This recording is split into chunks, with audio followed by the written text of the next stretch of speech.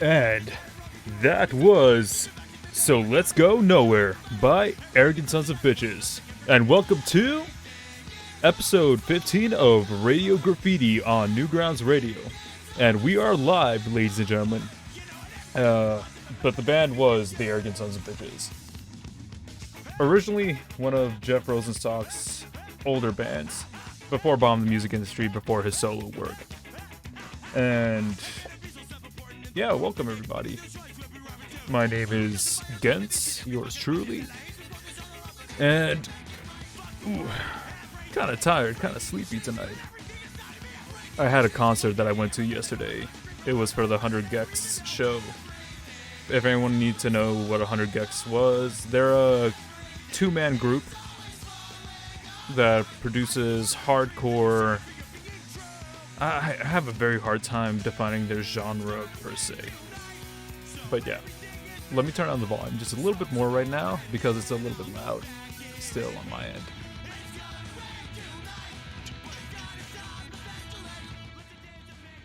Today we are supposed to have FANGDANGLER on, Adriel Formas, and also the man behind Lamb Studio, or Lamb of God Studio on Twitter.com. He is running a little bit late, he said, but until then, you have me to entertain you all. And what can I say? Tonight we have a few things in mind with what we're going to do for the show. I do want to discuss a bit of what it's like to rebrand online with your social media presence. Because FANGDANGLER, Adriel, has been dealing with that himself over the past couple years now. And what it's like to take a shift from one trajectory online, comics and, not safe for work content, and then moving on to another trajectory where he's trying to make his own independent horror anime series. Which is looking very good, by the way. And I'll be sure to discuss it more with him when he comes on. What else is happening? Oh, yeah! And if you guys are listening right now on Newgrounds Radio, be sure to wish Tom Fulp a happy birthday, because today is Tom Fulp's birthday, the big man's birthday himself. Tom, if you're listening to this right now, happy birthday, but I'm pretty sure he's busy with birthday celebrations with his family. And a bunch of other friends, too. And I think it's good right now to, to pay huge respects to Newgrounds as a website, because I owe the radio show to him. To a bunch of people on Newgrounds, actually. Shout out to Shawl of the Newgrounds podcast for giving me the opportunity and helping me set everything out. But yeah, no, otherwise, my body is sore. Yesterday I was in a mosh pit for a good 2 hours. And I was tossed around every now and then. And there were a bunch of dudes just trying to climb on top of me because they wanted to crowd surf, even though they weighed pretty much my weight. And nobody wants to carry around a dude that's 190 pounds for crowd surfing. But yeah. What else? Oh yeah, Machine Girl was also performing last night in Brooklyn. So I was at a concert yesterday. I actually met one of my Patreons, one of my fans actually, of my artwork, when I was waiting for Kochek at the end of the concert. It was kind of a bizarre experience. This is the first time anyone's recognized me outside of my friend group. And it was it was an interesting experience to say the least. Let's see what's happening right now. Yeah. But FANGDANGLER is going to be coming on soon. Apologies for the wait, but the show must go on as usual. Currently listening to Arrogant Sons of Bitches. I can turn up the music and give us a little bit of a buffer before the show can start proper. But what else? I actually, you know what? This is going to be an experimental segment between me and the empty audience right now, without anybody to bounce off of at the moment. So right now I am opening my browser, if people are tuning in right now and want to listen in or like, do what I'm doing, go to the front page of Newgrounds right now. And I'm going to give you guys like a good, like, few seconds to get there. But yeah, go on Newgrounds, go on the front page. You can open up a new tab for it. And I'm going to be looking through the featured art in the front page. Right now on the front page of the banner that's being showcased is Zurl's new animation, Monkey Wrench, in the Monkey Wrench series, Lithoth Liberation. Definitely give it a check.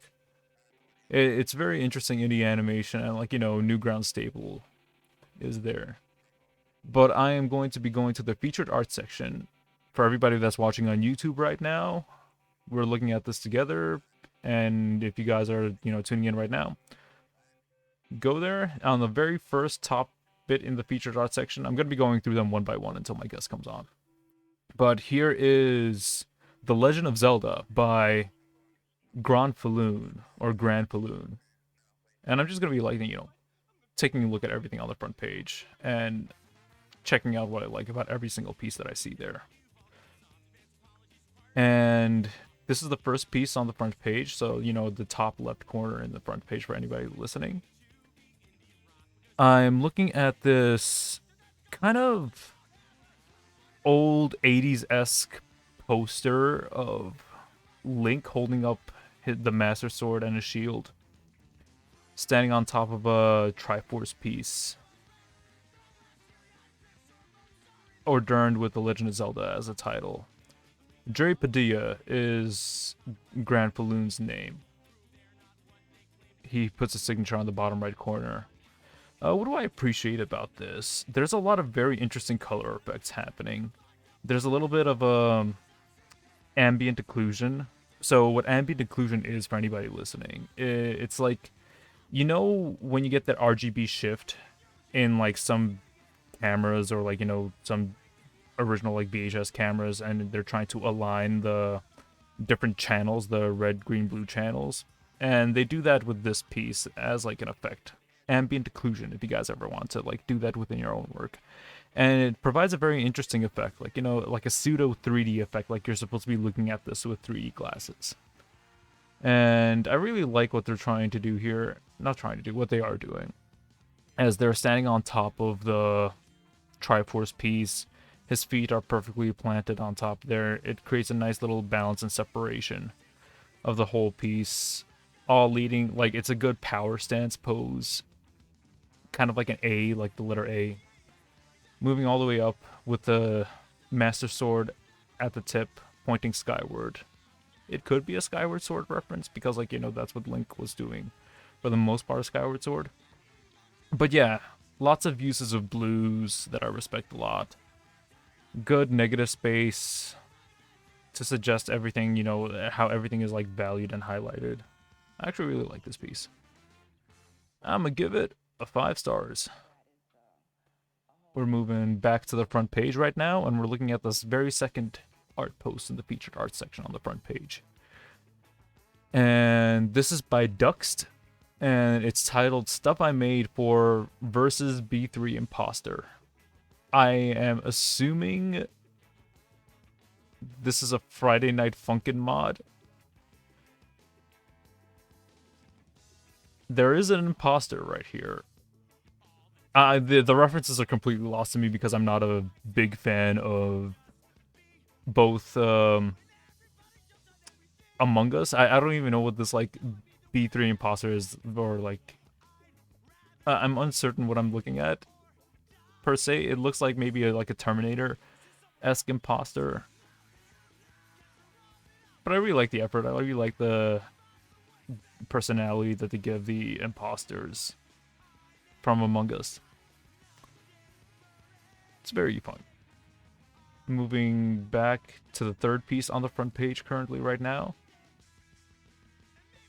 Struck by the Rain by Tamarinki. And this is a Rhythm Heaven piece of fan art. And it's a very well done piece of fan art too. Let me like zoom in a bit more.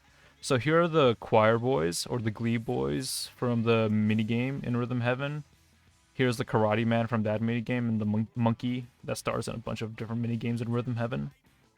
And they're out sitting in the rain.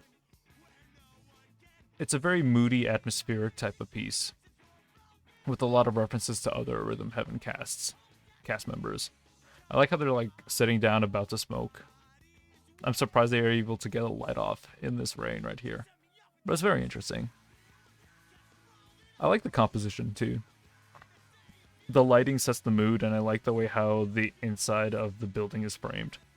I'm assuming it's like a restaurant or a bar that they're inside. It's definitely a restaurant because I see like a ketchup packet right there and a napkins case right there. Yeah. All right. Moving on. Oh, there we go. Number 4 on the featured art list is The Deep Ones Part 2 by Scribbly Hibblety, or Scribblety Hibblety. Alright. On Newgrounds. And it is a very interesting piece, actually. I like this character design a lot. Oh no, he has 2 different character designs. Okay, we'll go towards the first one. So, let's see. It's some sort of fishman who has been possessed, I want to say, by this like parasitic, or these parasitic eels that are crawling into his body. It's kind of graphic for anybody that's a little squeamish.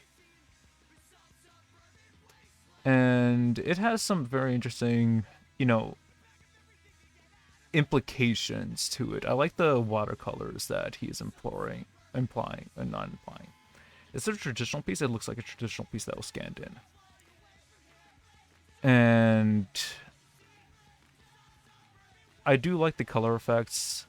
The implications being that this was once a person, but then like has been warped or transformed by probably some sort of eldritch monstrosity. He has like a Starbucks barista hat that he's wearing, and like, you know, implications of his hair, like from when he was once human, and a jacket. But now he is warped, turned into a fishman, and his corpse is being corralled or controlled by these interesting eel creatures. And the second piece that he has done is this 3-headed fishwoman with appendages sticking out. I'm trying to figure out what animal he took inspiration from for this one. He gives no hints in the tags because there are no tags on this piece, but it definitely is something interesting to look at. They have like a bit of a sucker throat, like past the teeth. Very, very cool design. Again, was once a human, you can tell by the clothes that they were wearing, and has been transformed in some way. I like it. Scribblety does a lot of good stuff. You should check them out. Here's one of my like more favorite recent pieces of like, you know, this fish family. It's very fun to look at. But yeah, going back to the front page Newgrounds, we're going to the 5th piece on the top row by Wide Mouth Inc. It looks like a ghost woman listening to a record through the speakers. Some sort of vinyl is playing on there. The tags are commission, ghost, music, OC, punk. So this was a commission for somebody, it seems to be. And I think he's done a good job like capturing like an atmosphere. You can see some detailing on music playing in the background. I cannot read sheet music, so I cannot tell you what the song is supposed to be, but there are a lot of sharps happening here. And here's the actual ghost girl punk herself. Asymmetrical design for the legs, because you can see like a fishnet stocking covering one leg. But yeah.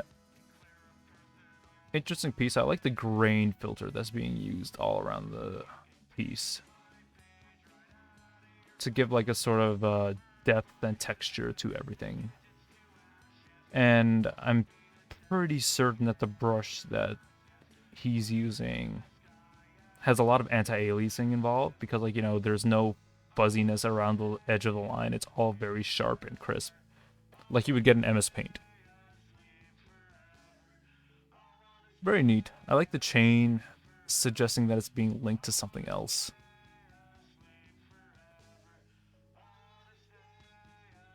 Commissioned by Mr. Undisclosed. So shout out to Mr. Undisclosed. Alright, moving on now to the 6th piece in the Newgrounds featured art front page.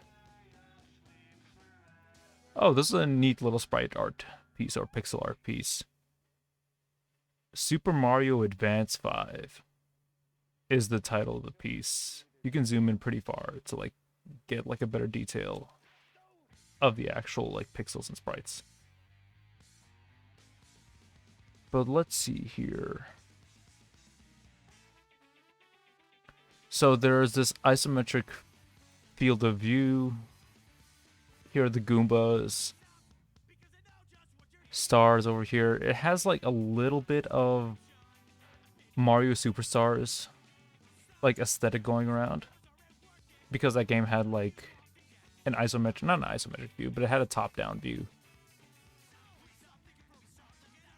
But very good, like, you know, exploration in pixel art by Gejo's Pixel Art. Shout out to you. There we go. We're moving on to number 7 on the feature art of the front page. So it's on, now we're starting on the second row, first column, by MIDI Fresh.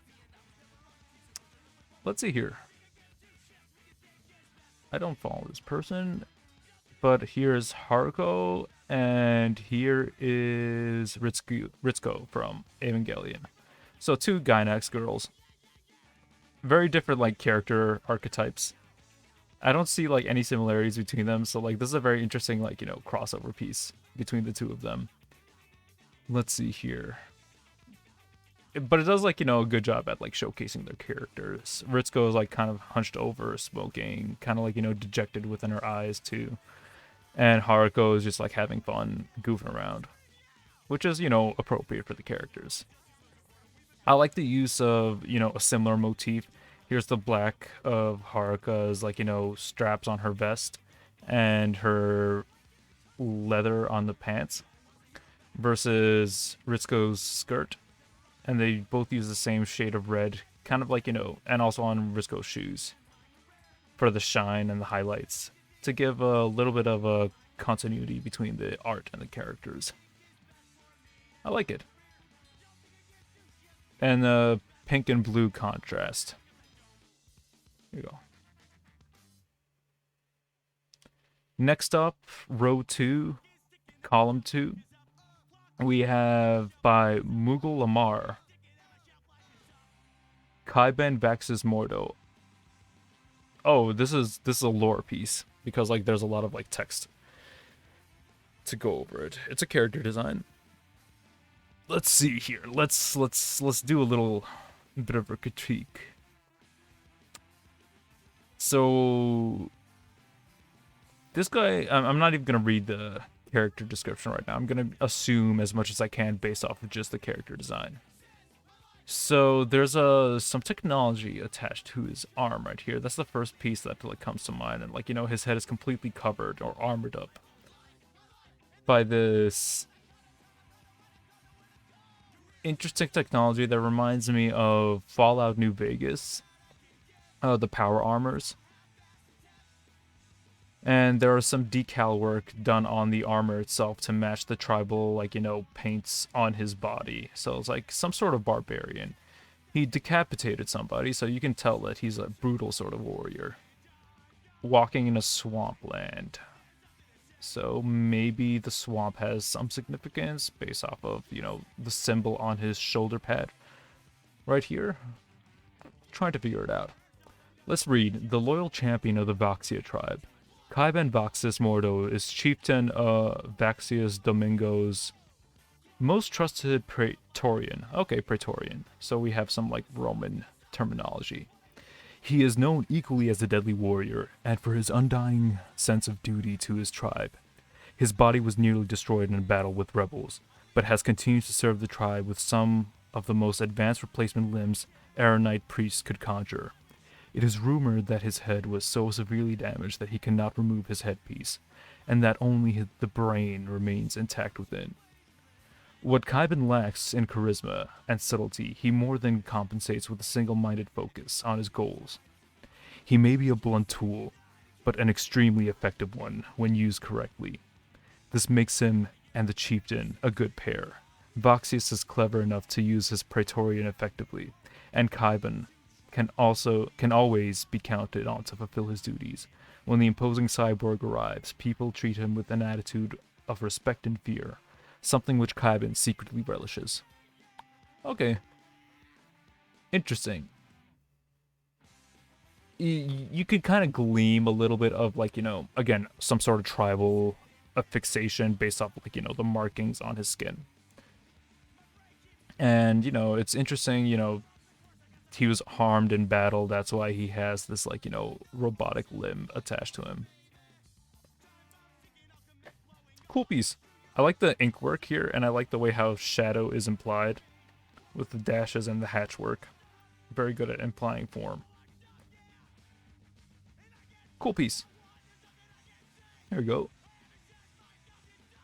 Next up on row 2, column 3, in the front page of Newgrounds for the feature art section is this piece by Machi Tunes. Oh yeah, this one is very cool. I like this one a lot. I didn't favorite it yet.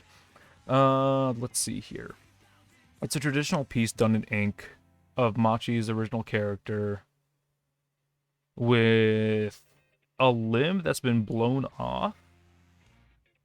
Very intense hatch work on the body and work. Machi does very good stuff, usually with hatch work. I like the way how the ink flows from the arm to imply blood, and the way how it attaches to the other limb right here. It gives me, and the facial expression right here specifically gives me Katsuhiro Otomo vibes. I think Machi has been reading Akira lately, based off what they were saying on Twitter.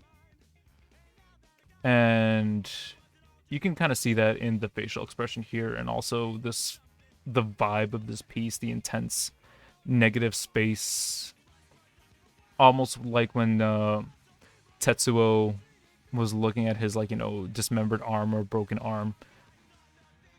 Very cool. I like it a lot. Again, phenomenal hatch work. Okay, moving on to the next piece right now. Row 2, image number 4, column 4, by Cootie Girl. Oh, Clerks fan art. Interesting. Yeah, no, it's a little cartoony version of the Clerks, done in Cootie Girl style. Very fun. I like this Y2K aesthetic happening with the background right here that you would see on a bunch of, like, you know, MySpace pages, like something similar where, like, you know, a bunch of different, like, you know, decals plastered everywhere. It does give that, like, you know, era of the internet, which is very appropriate for the Clerks, based on when that movie took place. Oh, they've done a lot more work with the Clerks right here. Clerks in Roblox style as you scroll down through the page. It's really funny. Okay, it seems like they've been hyperfixating on the Clerks for a little bit, but I do like this interpretation. I like how the characters still read as the characters from the Clerks. Overall, good piece. Next up is by Enuikal and Perfect Dio. So it's just a bunch of the villains from part 3 of JoJo's. I think the guys that were directly, like, working under Dio. Let's see if I can recognize them. Here are both the Darbys on the far right. Let's see. There is no Hall Horse, so Hall Horse isn't here. The Oingo Boingo brothers. The blind man, I forget his name. The lady who had the magnetic power. Again, I forget a lot of the names of the villains in part 3. Here's Pet Shop the bird right there. Vanilla Ice. The sword that possesses people. And Dio in the far background. Enuka has been very into JoJo's lately. You can see through most of their other stuff on Newgrounds, they've been doing a lot of JoJo's related content lately. And it's been very interesting to look at. Let's see what else. I like the expression work that he's been doing here. Very simplified, like, faces, but, like, they convey a lot of emotion. And that takes a lot of skill. It's very difficult to, like, simplify expressions with just a few, like, lines on a character's face and body. And, like, I like the diverse face shapes here. Very good piece overall. I like the halftones also used in the background. Next up on the front page art, the last in row 2, is by Bleak Creep. Lash. This seems... Oh yeah, okay, Lash from Advance Wars. Okay, got it.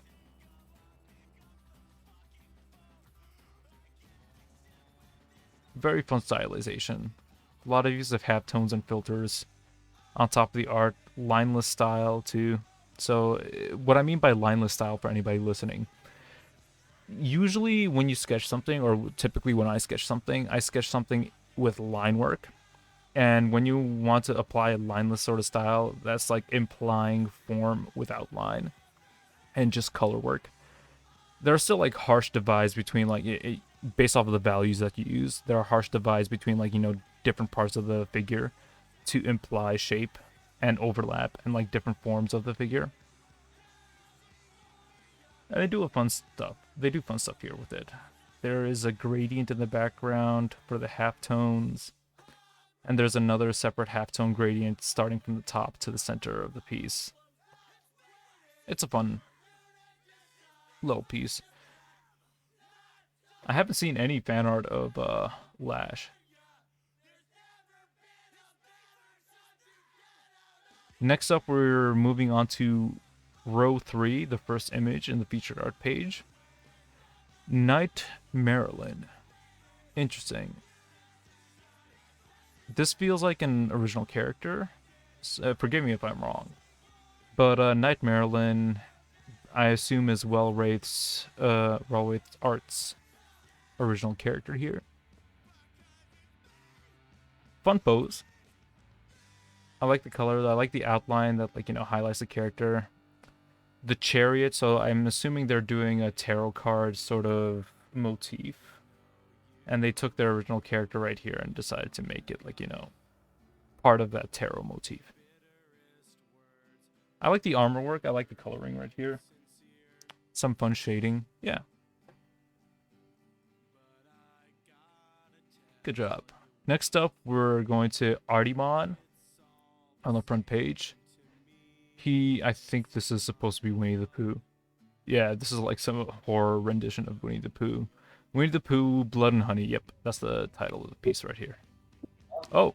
I don't know. Yo, what's up, dude? Yo, what's good? Yo, I'm so fucking sorry that I'm late. I'm like, what am I, like half an hour late? Yeah, I was just looking through the front page of Newgrounds and talking about the art right now while you were getting ready. I was telling... Yeah, don't even worry about it. Welcome to the show. I was literally outside the house. I'm not even in Vancouver. I'm in an outskirt in near the border of the US and Canada, and we were oh my god, I can explain, but if you want to do what you would have done half an hour ago, I'm down with that. Yeah, no. It's I was just killing time right now, just looking through the front page and talking about the art on the front page and giving my reactions and reviews to it.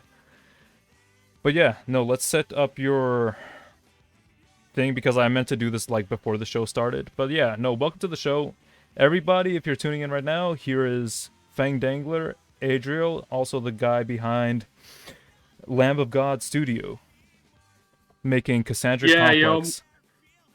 I'm sorry I'm late. Few things. The reason I was late, oh my god, it was crazy. I've been running around. I've been doing all this stuff. I was working most of the day.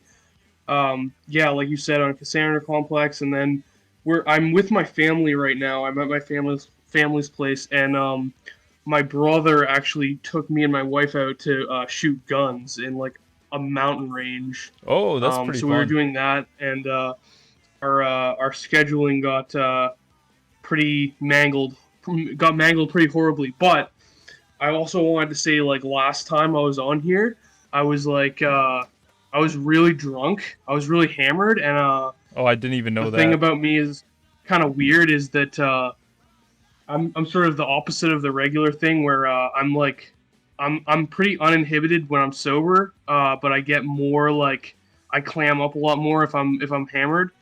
So hopefully this will be more entertaining because I went back and listened to that episode and I was just like, God, Jesus Christ, this is like unlistenable. I'm like so low energy. No, I didn't really get that from last episode. I think what tends to happen is people get to be a bit like too self-critical, especially since like Totally. I was so self conscious as fuck. yeah, no, you don't even have to worry. I didn't even think anything was like off from last episode. Like it took you like, all these months later to say that you were like drunk that night to like now that I know like okay, you were drunk that day. I didn't even think about that at all. But yeah, for anybody listening, yeah, here is Fang Dangler. Welcome to the show. Thank you so much for having me again, dude. I'm the first repeat guest, right? Do you have someone else that was repeat yet? No, we've had a repeat before. Azu, also Cody Collins, who does The Odd Hustle. For anybody listening Oh right now. yeah. Shout out to Azu's art on Instagram, right? Yeah. I think Yep. I actually noticed he was following me today and followed him back.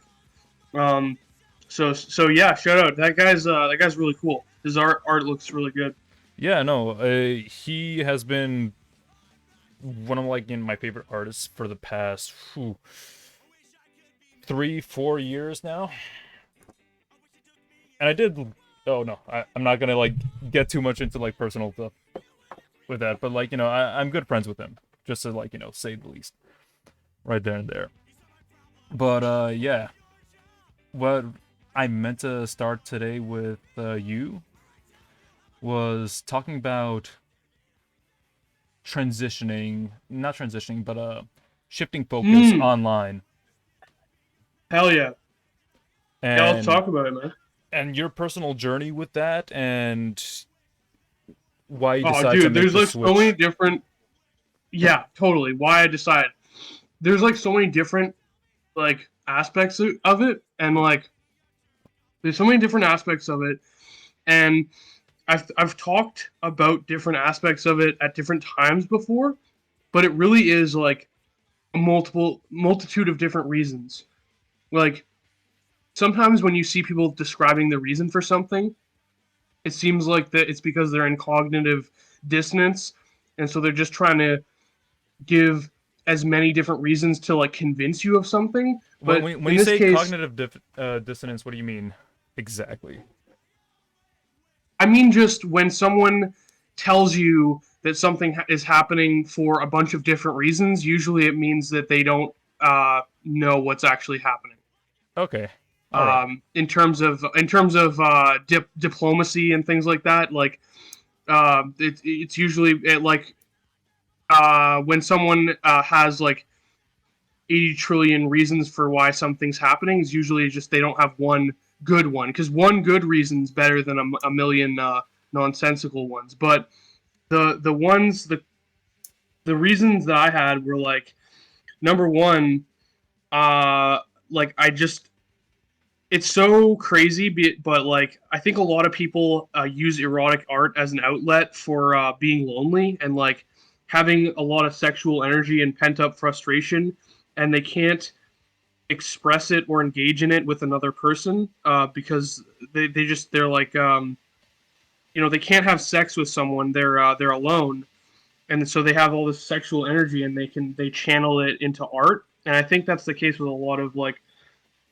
of erotic art is just someone who can't express it in a healthy relationship, um, expressing it through art, and it's healthy.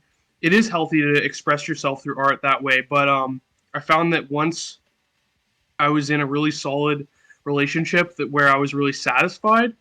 All of my um, because it's interesting. The urge, yeah, Erotic art is not like any other. It's not. It's different from um, other subject matter because with other subject matter, like with erotic art, you can basically just sit back and start fantasizing and like come up with your own like with your use your you can use your sexual fantasies as a as a blueprint for the art that you're doing. Now, gotcha. if you're not doing that, the process of coming up with the ideas for the art is kind of different because it's not coming from as much of a I guess inbuilt visceral plate, like it's not coming from your rat brain or your lizard brain, your animal brain. It's coming from more from your prefrontal cortex. And so not switching from like basically it's pretty easy. I've found that it's very easy.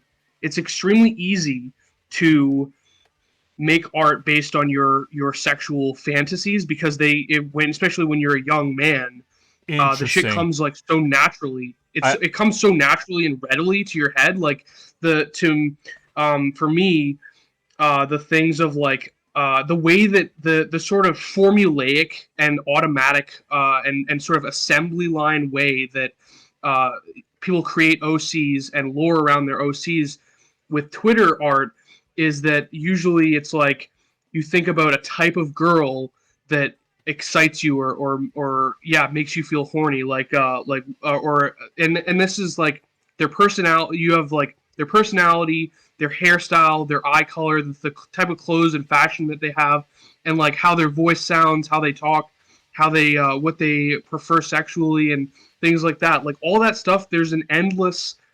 If you're a person like me, there's an infinite amount of visually stimulating inspiration that can come from sexuality. You can use yoga pants and Doc Martens and yeah leather yeah jackets yeah and yeah yeah. you know what I mean? I was even joking with you a few weeks ago.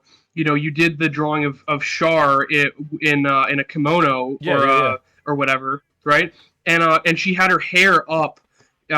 She had her hair up, and it was like you know, I have a you know Frankie Foster and Tao Ren's sister from Shaman King, and and I have Elizabeth from Cassandra Complex has her hair like that. It's pineapple hair, but it's like very aesthetically pleasing hairstyle on women. And I was joking with you like, yo, average like pineapple hair enjoyer, like Oh yeah, we're yeah. basic The meme pineapple that hair you sent me. enjoyer. Yeah, yeah. The Hell meme that you yeah. made up. It's funny. Okay. I have a few things because you laid out a bunch of things right now, and I want to like pick apart my own like interpretations and like the way how I feel about certain things. But particularly the pineapple hair and what happened with Char and a kimono. For anybody listening, I drew my character from my comic, Charlotte, in a kimono, mostly because I was inspired by my Japan trip in March. I went to Japan in March and I went to Asukasa Temple or Sensoji Temple actually.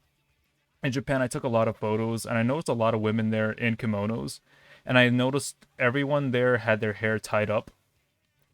If you had long hair, you tied it up for the kimono, and like they usually had that like type of hairstyle, the aesthetic of like tied up like pineapple hair almost And sort of it's thing. spikes. It's spikes like straight up. Yeah, and You know, they're pointing up. I did that for Char in particular because her hair kind of spikes in general, so I just wanted to give that like consistency in character design for her with that, and I had a lot of fun with that piece in per se. But you also mentioned that a lot of people tend to project their sexual fantasies onto their erotic art online, and that was like the feeling that you got, right? Hello? Hmm. And for me, Yeah. You use it as a basis got you. for your art. So um, and it comes. I found that it's always sort of come very naturally and arises sort of yeah, it just arises from your mind sort of automatically. You're like, I like that. Girls, with this type of clothes, or girls who act like this or look like this, freckles, glasses, all these different types of visual sort of aesthetics that women can have. Um, is just, and if you're gay, same thing. You can be into like skinny guys or bears or whatever, and that stuff is very um, it just comes out of your mind very automatically, and you don't have to think about it very much. And I found that when because I do have I began to have a very intense desire as I was sexually satisfied and romantically satisfied and intellectually satisfied with a healthy fucking relationship. Mm-hmm. All of that decade that I spent using art as an outlet for my sexual energy completely changed, and suddenly I was overwhelmed with the desire to make art that has an intellectual and a spiritual component and a sort of technical badass style to it. Technical shit, badass shit, hard, masculine, but also like brutal and like smashing you in the face, but also like intellectual and smart and like and very thoughtful and like like intellectual basically. Um, and once I kind of got on that path, I was like, oh my god, this is like so much more difficult because I have to engage. I can't. It's not just an animal instinct driving me. It's something higher. Okay. So when you say something higher, like, try and put it into words. Try to, like, explain it a bit more in a way that's easy for people to understand. Okay, so like in Ghost in the Shell, 1995, um, when when the major is like in the car and Mm-hmm. she's loading magazines and she's assembling her rifle and she's talking about her interior emotional and mental state as it relates to what's going on in the story. And so the writing, the ideas, and the animation, and the sort of the technicality of it all, and the aesthetic of it, Mm-hmm. which is like there's a sense of danger and a sense of power and a sense of serious high stakes. This is serious shit, basically. Like um, that I only get that feeling from like great novels and great films, which are basically because it's hard to take entertainment seriously. It's Mm-hmm. hard to actually be riveted and fully engage and be scared, terrified, or have your fight or flight instincts triggered by creative fiction, works of fictional art like animation, film, things like that. To have your true sense of this is a fucking serious situation. Like, pay attention. This is important.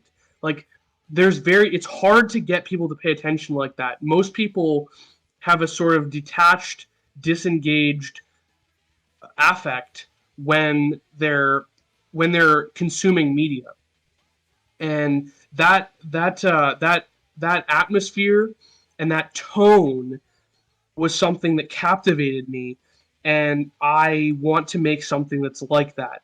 And but it's difficult. It's not as easy as something that's purely emotional or purely something of raw feeling.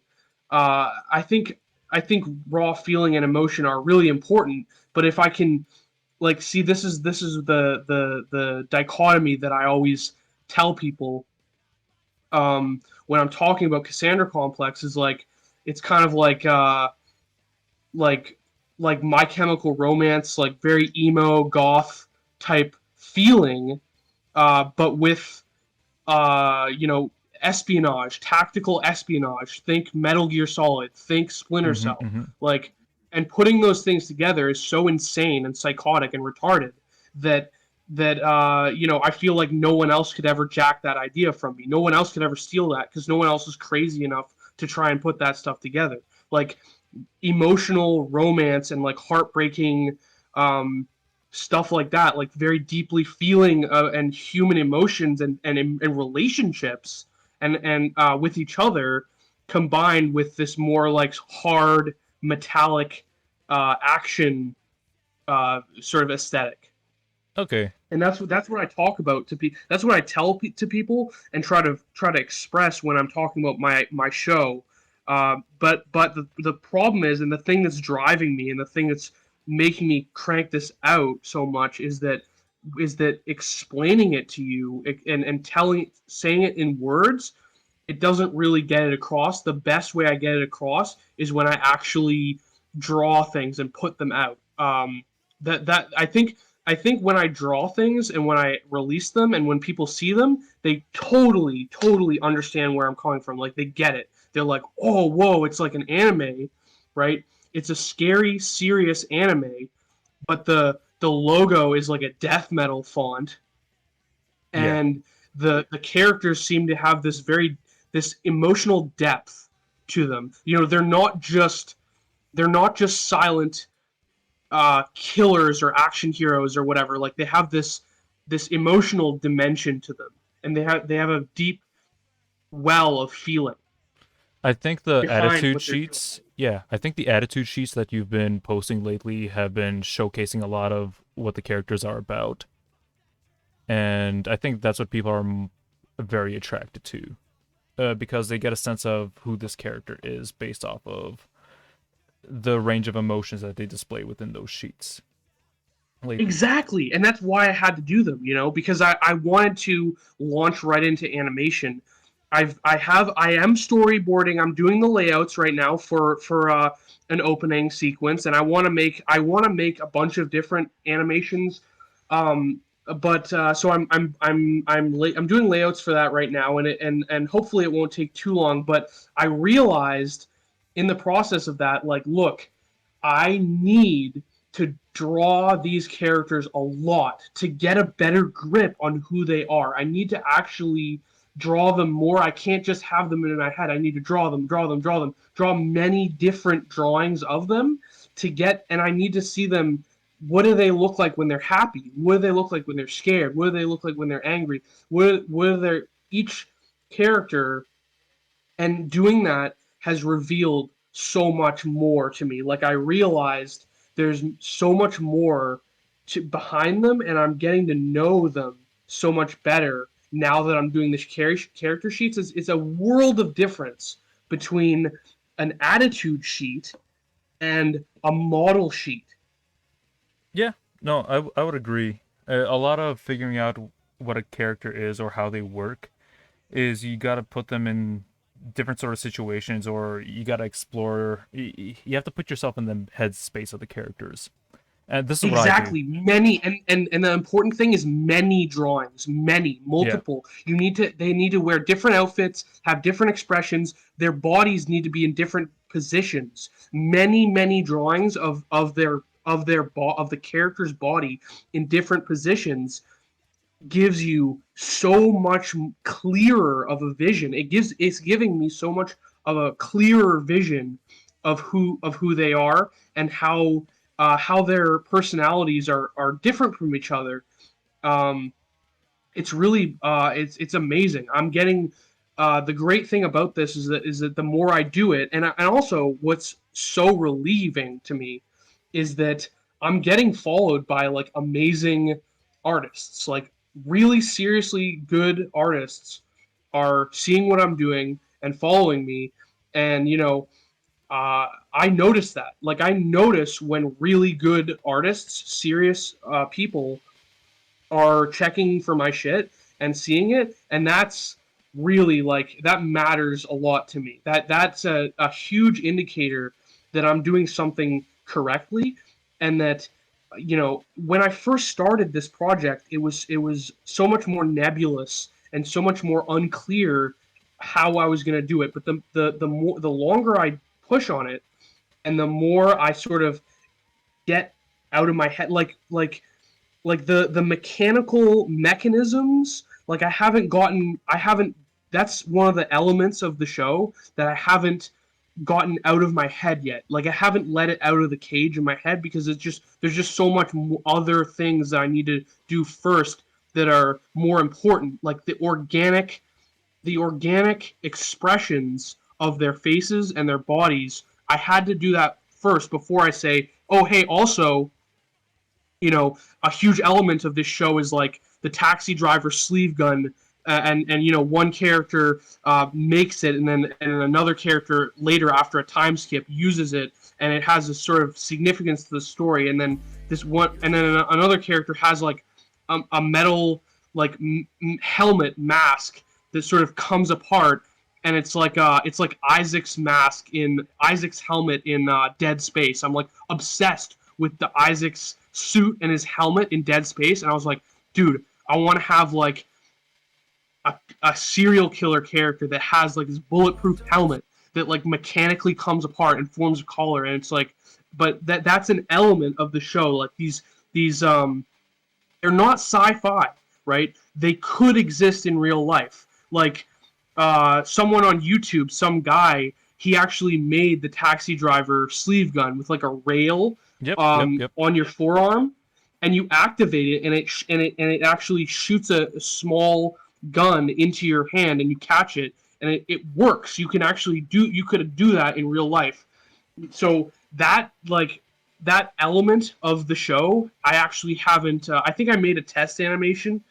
I did make a test animation of Julian's helmet, but that's an early prototype version, and the real version that I'm gonna have is gonna have all these different like segments, and it's gonna actually be like Isaac's helmet in Dead Space 2 especially. Like, go fucking look at that shit. It's so sickening. It's so sick and awesome, and I'm gonna have that. I'm gonna do that as part of it. That's gonna be like an element of it where it's not really, it's not science fiction. It's not like crazy insane things that couldn't exist, but it is slightly elevated. Like it's not steampunk, but it's like these little machines, these mechanisms, and that's another part of the aesthetic. That there's so many different parts of the aesthetic, like the detective mystery solving shit and the action gore horror shit, where there's action and then it gets really gory, but it's like it doesn't linger on it and it doesn't obsess over it. It's just like boom, like right in your face, and then quickly, and it's quickly over, like No Country for Old Men, like tastefully, Right. tastefully, respectfully, like extreme gore, but like tastefully, like you know what I mean, like, and so there's all these different um elements of it, and I've only like 2% of it has come out, and but the more I do, and the more I'm like, okay, screw it, just do it, just drop it, just put it out. The more I feel, more people are like gravitating to it and being like, oh shit, this is like worth checking out. And the more I do it, the more stoked I get on it. Like, okay, I'm doing the right thing. Even if it's not like immediately like viral success, like nah, I'm not entitled to that. I have to earn that. Yeah, Yeah. there's a consistency there with the things that you've been putting out.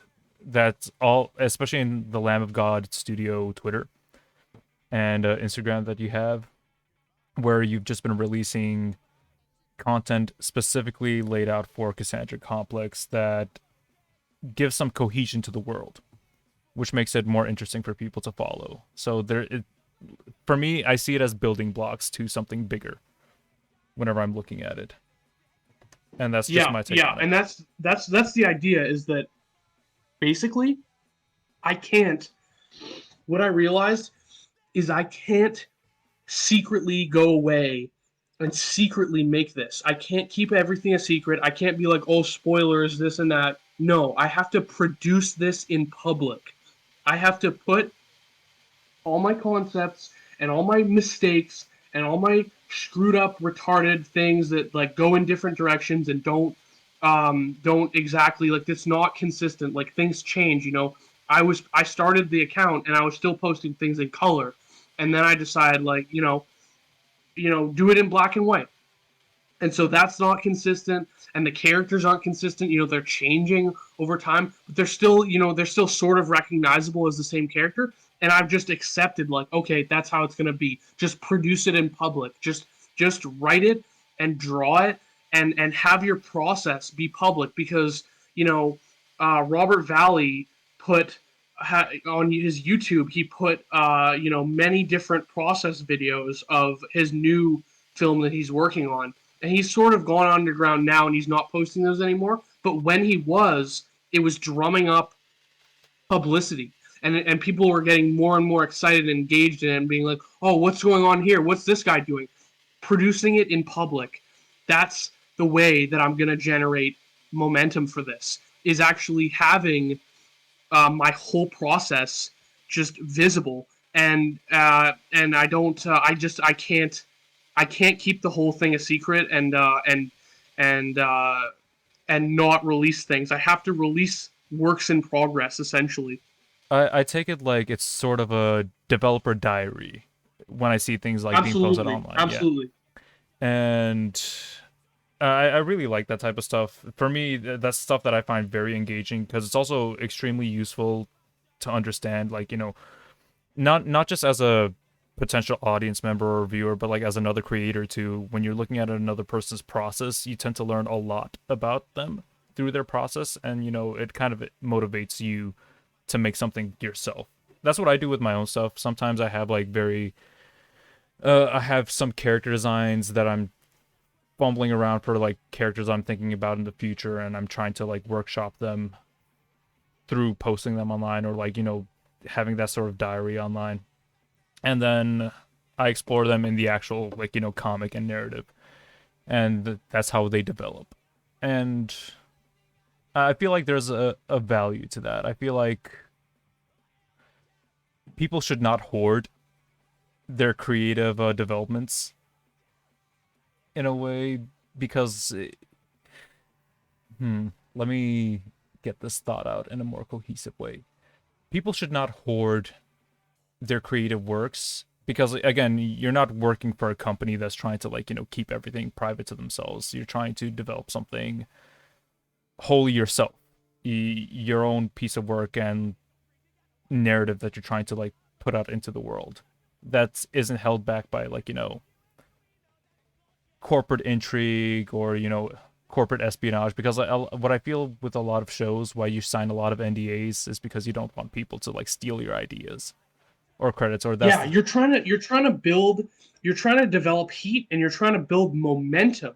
And what the thing that I found out was, or the conclusion that I've come to, is that even if you do a little piece of your project, and if you let it sit in a folder, it doesn't generate momentum, and it doesn't generate heat. But if you even if it's not perfect, if you have a little piece of your project and you put it out, and other people engage with it and see it, and that is a spark of heat. That a gigawatt or whatever of energy. yeah, it's motivating also, just to see Yeah, people engage with it too. And that's what I really appreciate. I did, just right now I remember, like I wanted to mention like my journey with not safe for work art, in contrast to like what you were mentioning before, like people's sexual fantasies. And in a way, maybe it could be oh, considered a dude, I'm sex. so curious of your thoughts on that. Yeah, because for me personally, when I draw not safe for work content, I'm not looking at references. I'm not looking at or like a particular like fantasy. Maybe it could be considered a fantasy, but I'm going through memory. Like what do I remember with my own like history and like sexuality, or like what type of like emotions do I remember from like this sexual experience, and I try and convey that with the art that I'm drawing. And I don't see a lot of people doing that. I feel like a lot of like I see what you're saying, where people just mostly project their own fantasies. But me, I'm trying to evoke memories and emotion, and that's what I do with my own not safe for work. But then again, my stuff is not inherently explicit. It's more, I think, tender is the word that I would use. Cause I don't really, I don't have like sexual fantasies like that. Like like oh, what type of sex do I want to have, or like, this type of thing. But I'm like, what do I remember? What do I remember sex being like or feeling like? And that's what I try to convey with my own art in the explicit nature that way. Well, I think a lot of it. I have another friend who pointed this out, and it really struck a chord with me. Is I feel like a lot of it is a lot of the stuff that gets made is super cynical. Like to me, there's nothing more boring in the world Mm-hmm. than Nintendo shit. Nintendo porn. Princess Peach, Yeah. and everyone can tar and feather me and throw me off a cliff for this, but like Princess Peach and Bowser and Mario is like it's like Star Wars and Lord of the Rings. Like it's mad, like that shit just bores me to death. Like I literally die of boredom. I'm like, yo, I'm so bored right now. Like, dude, boring. Sorry, I'm sorry. I know I come off as like a douche, but like boring, so boring, dude. Like seriously, I don't want to ever see. If I could never see another sexy Princess Peach ever again in my whole life, I would be good on that, bro. Like I don't know, I don't see what people. I don't see the appeal in it. I don't see how people don't have a hunger for something more. I don't know, but I mean that's just me. Like, but back to what I was saying. There's a cynical. And I got cynical. Like I remember producing shit that I didn't believe in, especially obviously when I was doing commissions, like doing commissions, doing things to be like, oh, maybe people will like this. Oh, well, people really like this other piece. If I do another one that's like that, maybe people will like it more, you know? And Mm-hmm, it's mm-hmm. just like that cynical approach that's the thing you're talking about having a more like emotional dimension to things is like that can make things a lot better. Drawing on your own real experiences can make it better. Drawing on something more personal can make it better. I think Honori, if you know that guy, that's an erotic artist that I really like. It's like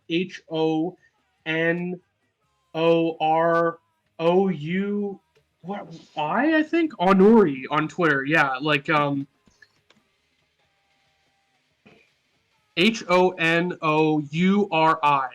on Twitter. URI. Okay. Yeah, yeah, Honori. Um okay, so that guy's art it's erotic art, but it's so personal and it's so emotional that it sort of it transcends its genre trappings. It transcends Twitter. It's way more it has way more merit than someone Mm-mm-mm-mm-mm. just drawing like I was talking to my friend about the Rayman Raving Rabbids fucking the Ghost Rabbid. Oh Like my everyone god. was Yeah. like like getting Uh, sexual with like the ghost of a rabbit because it has like eyeliner on is so insanely online, and it's it's so very like, yo, cumbrain. bro, Yeah. like that is the opposite of the shit that I whatever that is, I want to be the opposite of that because that is just so like it's so trend hoppy and it's so cheap. Like I'm really not trying to bash anyone or be like offensive right now, but it's so cheap, dude. It's Yeah. just cheap, cynical product. If you're genuinely obsessed with that character and it's actually coming from a place of like this character scratches an itch in your brain and you just can't stop drawing them, then fair enough. Like you're actually expressing how you feel. But 90% of the people who drew that character or drew Bowser Peach or whatever, Yep, yep. they're not. It's not coming from a genuine place. Like it's coming from a how can I get popping on Twitter place, and like I just gotta like throw that out there. Like it's coming from a how many likes can I get? I definitely feel a lot of that because when you mentioned that rabbit's character, the ghost character, I do remember that character you're talking about, but I'm pretty certain most everybody already forgot that character exists. It's just, and And the thing is, people are, people. I can hear it now. Oh, Fang, you're so egotistical. You think you're better than everyone else. No, I'm talking about myself. When I bash cynical, when I bash brain dead like Coomers, like I'm bashing myself when I was 18, 19, 20, 21, 22 years old. Like when I was 18, um I just wanted people to look at my drawings at any expense, at any cost. I was literally like, I will do anything to just get a whole lot of people to look at my art, because I was just like, I just didn't I just that was the most important thing to me. When I was immature and stupid, I was that was the paramount thing. That was my main concern, was how do I get popular quickly now? Give me fame, give me attention, give me a large amount of followers right now. I was not patient or mature enough to realize, like, number one, you're not that good at art. So and if you are genuinely good, and your work is genuinely has fine quality to it, and you post semi consistently, you will gain an audience, guaranteed. It will take time, but you will gain an audience. There's no such thing as making truly beautiful, amazing artwork on a consistent basis and not gaining an audience. There's yeah, no such thing. There's no everyone such thing. like there. I say this to people that effort is undeniable.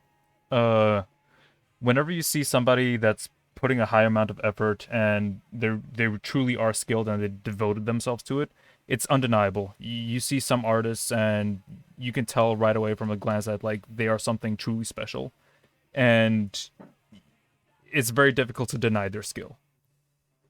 But Yeah, for and for like, yeah, there's a one thing I want to. This makes me think of is the the who's that factor. So the who's that factor is when you see an artist on Twitter and their shit is amazing and it's mind blowing, and they have like 600 followers, or like less than 1,000 followers, and but their work is incredible, and they mm-hmm, have mm-hmm. they have like such a low amount of likes. They have like, 130 likes on a drawing, and you're like, what? Like, that factor, the who's that factor, that's a fleeting thing, because once you've blown up enough and everyone knows who you are, you can't the who's that factor is gone. So you have to capitalize on it while you have it. The who's that factor is the factor that makes people retweet you, because they almost get a sense inside that they have found something that deserves more attention. Yeah, I definitely I feel that way too because a lot of the art that I do tend to share is from people that I feel are like underappreciated, and I like Yeah, to use my underrated. platform to kind of prop them up a little bit. And sometimes I just stumble on like random people out of nowhere, and I'm like, okay, I really want these people to just like blow up a little bit. For me on Newgrounds, it was Bridge Kids. I really like the Bridge Kids content. Mike Yeah, shout out Carve, to Mike Carve. yeah, and again, a guy that I went to school with. I really liked the work that he's done when I was with him at school. I really liked his work ethic and uh, his personal projects, like especially Bridge Kids. He's been putting in the effort. Him and Adam Mikowicz, they've been putting in the effort to like really make that something unique, and it's showing. And the quality that they've been like pumping out has been very impressive. And I'm glad that it's like starting to get more note or more notice. They're still a little underground, but like I think they're growing. I think they're going to be at a point where they're like undeniable. To me, they're already undeniable, but I think like for the general like audience or like user base, people are going to be like, okay, yeah, we cannot deny these people. Tom Fulp already like he's trying to prop them up. Also, it's Tom Fulp's birthday today, if you didn't know. So happy birthday, Tom Fulp. Happy birthday, Tom Pope! But yeah, no, That's a perfect example, dude. Like, I saw, like, it's a perfect example. Most of the, or not most, but many of the YouTube comments on Bridge Kids are like, how is this so good and so professional, and it's like so unknown? Like, not unknown, but like it's not as popular as it should be. Like, there are things that are nowhere near as good that have all this popularity. That was a common sentiment in the comments, Yep. and like that's like not to down them at all. Like, that's a good place to be when people are seeing this and finding it through word of mouth and are like, dude, how does no one, like, how are you guys not famous? Like, this is incredible, for like, you know what I mean? Like, that's the who's that factor that I'm talking about. Yeah. It's weird. I don't know. Like, for me, for example, the way how I jumped in online popularity, the first thing was my student film for Boxcar City that I made. And that got like a few people's attention, and then I started to capitalize more off of Boxcar City. I started making my comic that next year, my web comic. And then I've just been capitalizing off of that, and other like it's weird. I get into like not hyperfixations, but I fixate on like particular things that like people tend to resonate with, and then that's what blows up on Twitter. Oh, I do know one thing that people really like online. If you can make people laugh, you can gain followers or like attention very quickly, because people like humor a lot.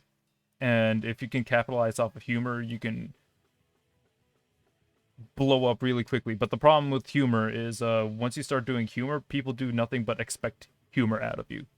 And when you try and break out of humor, they feel, and this is what I mean by what I want to talk to you about earlier, with how do you transition from making one type of content and then going to another type of content and trying to transfer your audience from one to the other. And I feel like that's almost Right. impossible. Yeah, totally. Like, there's maybe less than 10% of the audience that I built is is open to me doing something else. Like, they are out there, and they are like, I notice the support, and I take note of it. They are out there. However, just knowing the fact that like actually seeing it happen in real time, that like 50 or 60,000 people are just straight up not fucking with you doing something different is humbling. It's like, okay, I'm not I can't just appeal to like everyone. If I fully change what I'm doing, there is a necessity that I sort of build up a new audience. Yeah. And this is like the other reason that I was hesitant to get into, but like the audience that I built drawing pornography is like, I mean, it has a lot of like people in it who just can't even. They're just not. They're not. Let's just say they're not brilliant geniuses. Like, they're not Okay. world building innovators Yeah. of galaxy brain intellect. Gotcha. Not Gotcha. Gotcha. necessarily. There are a particular group of people that True. came for something, and they don't really look outside of that. I got you. Yeah.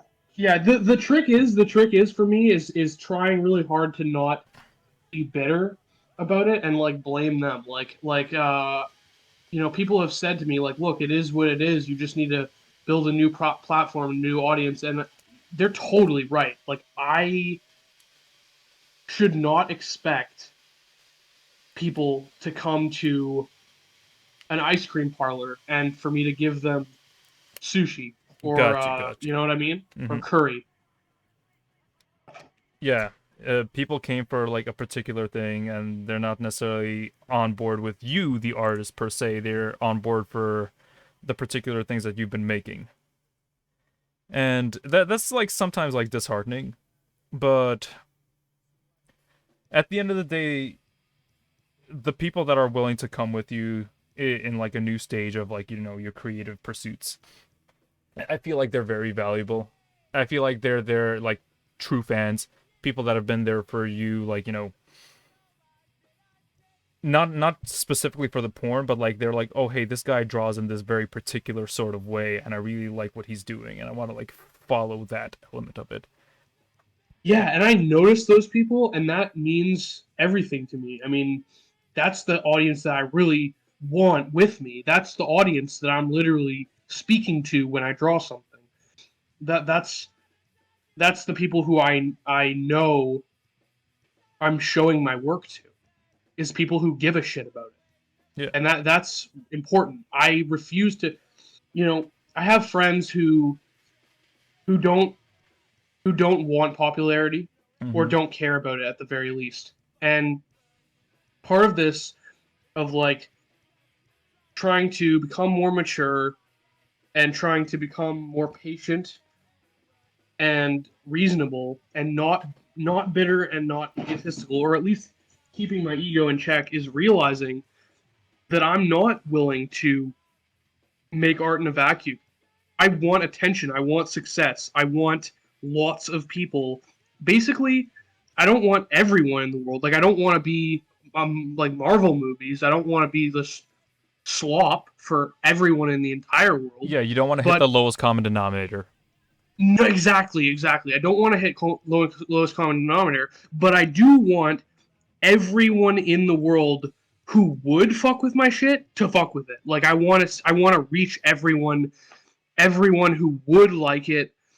I want to reach everyone who could potentially like it. I want to reach all of them, and in order to do that, I can't just I can't just slink off with my tail between my legs into a dark corner and be like, oh, okay, like, and just accept defeat. Like okay, I guess, like, nah. I'm just gonna keep. I mean, I need to keep hammering it, and if the audience that I built isn't gonna like, they're just not gonna blow it up. Like, they're not gonna blow up my new shit. They're not gonna like it. They're not gonna retweet it. They see it and they just turn their nose up at, or they're just like, oh, I don't care, or they don't see it at all. Right? That's what someone tried to explain to me. Is like, if they don't see it, it just goes past them. Right? So if that requires me to, it's like, I'm willing to do what it takes to get the new content to a new audience, but I'm not going to, I'm not willing to accept complete obscurity. I'm not willing to, actually, and that's coming to terms with that and accepting the fact that I am, um, I'm driven by not necessarily attention or fame, but Mm-hmm. like connecting with an audience. Like, I can't, if I just die face down in a ditch in terms of relevance or popularity, it means less people connecting to something that I create. And the real trick is separating the perception of, I want to connect to many people with my work, from, oh, you're just an attention whore. Yeah. Like, those are different things. I think typically, traditionally, what a lot of artists do with their art, because art isn't made without a viewer in mind. Every artist tries to convey something with their art, and the point of that conveyance is to try and connect with another person in some way, in a deeper way than conversation would, for example. There are some things you can only convey through technical mastery of art. And I think that's a beautiful thing to strive for. And I think every artist does want some form of attention. Well, not attention, but connection, like you were saying, with a community. Or a connection with like minded people, or trying to convey their own personal emotions, ideas in a way that's tangible to other people, so they don't feel as alone with their thoughts. That's my take on it. That's at least how I create art. I don't create art purely for myself. I create art to try and connect myself with other people. Yeah, absolutely. And like, but you know, I have to be self-aware about this stuff. Mm-hmm. Feel like having some level of self-awareness and realizing, my wife told me, like, why do you, like, you do have a sort of preoccupation with attention or like followers or whatever. Like you like and recognizing that and realizing it and being like, okay, this is sort of this is one aspect of who I am, is that I do have an elevated desire compared to people that I'm close to reach more people with my work. I'm not I'm really never satisfied with. There have been isolated incidents where I became satisfied, where I was just like, oh, okay, yeah, this work I did got the amount of money or attention that it deserved, and I sort of like was relieved, and I felt satisfied. Like with those particular things that I did, I was like, okay, I'm satisfied. Like Bimbo Deer, that getting the amount of attention it got online, I was satisfied by that. That satiated my hunger for attention. That satisfied me. I was like, okay, that's good. That's enough. Like I'm good on that. That's good. With Princess Ethel, I made enough money from that where I was like, okay, I'm satisfied. Like I basically I've profited from my effort, and I'm satisfied now. But the thing is, when you get a new idea, then your satisfaction meter goes back down again to like, okay, now this new idea, you know what I mean? That satisfaction is not the entire. That's not the entire story. Like, there's a whole entire different satisfaction level that I personally have with my own work. Looking at it, like I like if I and the it's crazy because sometimes I'll make something and I'm like 80% satisfied with it, and then it'll get lots of attention and I'm 100% satisfied with that. But if I'm 100% satisfied with something myself, like I draw it and I'm like, wow, oh, this is exactly how I saw it in my imagination. But I put it out and like nobody fucks with it, or it's like really like not popular at all.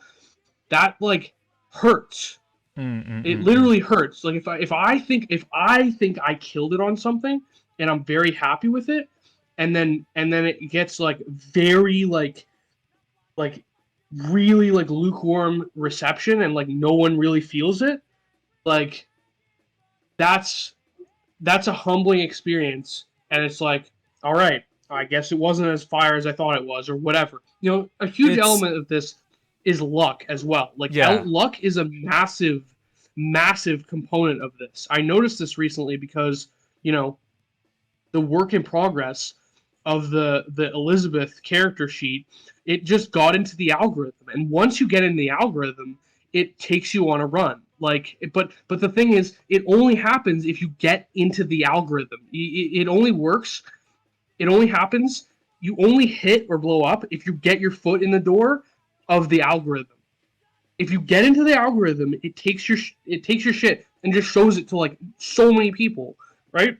But if Yeah. you don't get in the algorithm, you're basically deaded. Like you're not going anywhere. Like you're basically staying inside your own ecosystem. So, and there's no set like art or number one, there's no set art or science to like actually knowing what will get you into the algorithm as far as like drawings and visual art.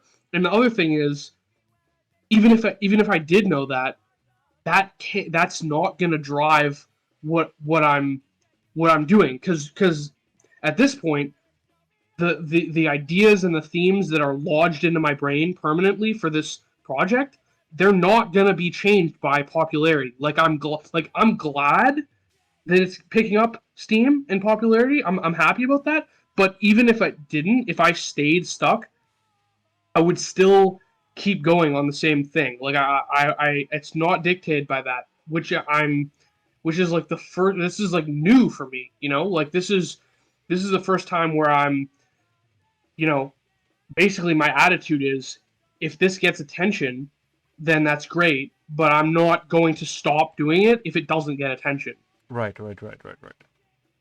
I feel, especially with Cassandra Complex, I feel like to me, I feel like it's shaping into something that's undeniable. To me, it's already undeniable. It has its own, like,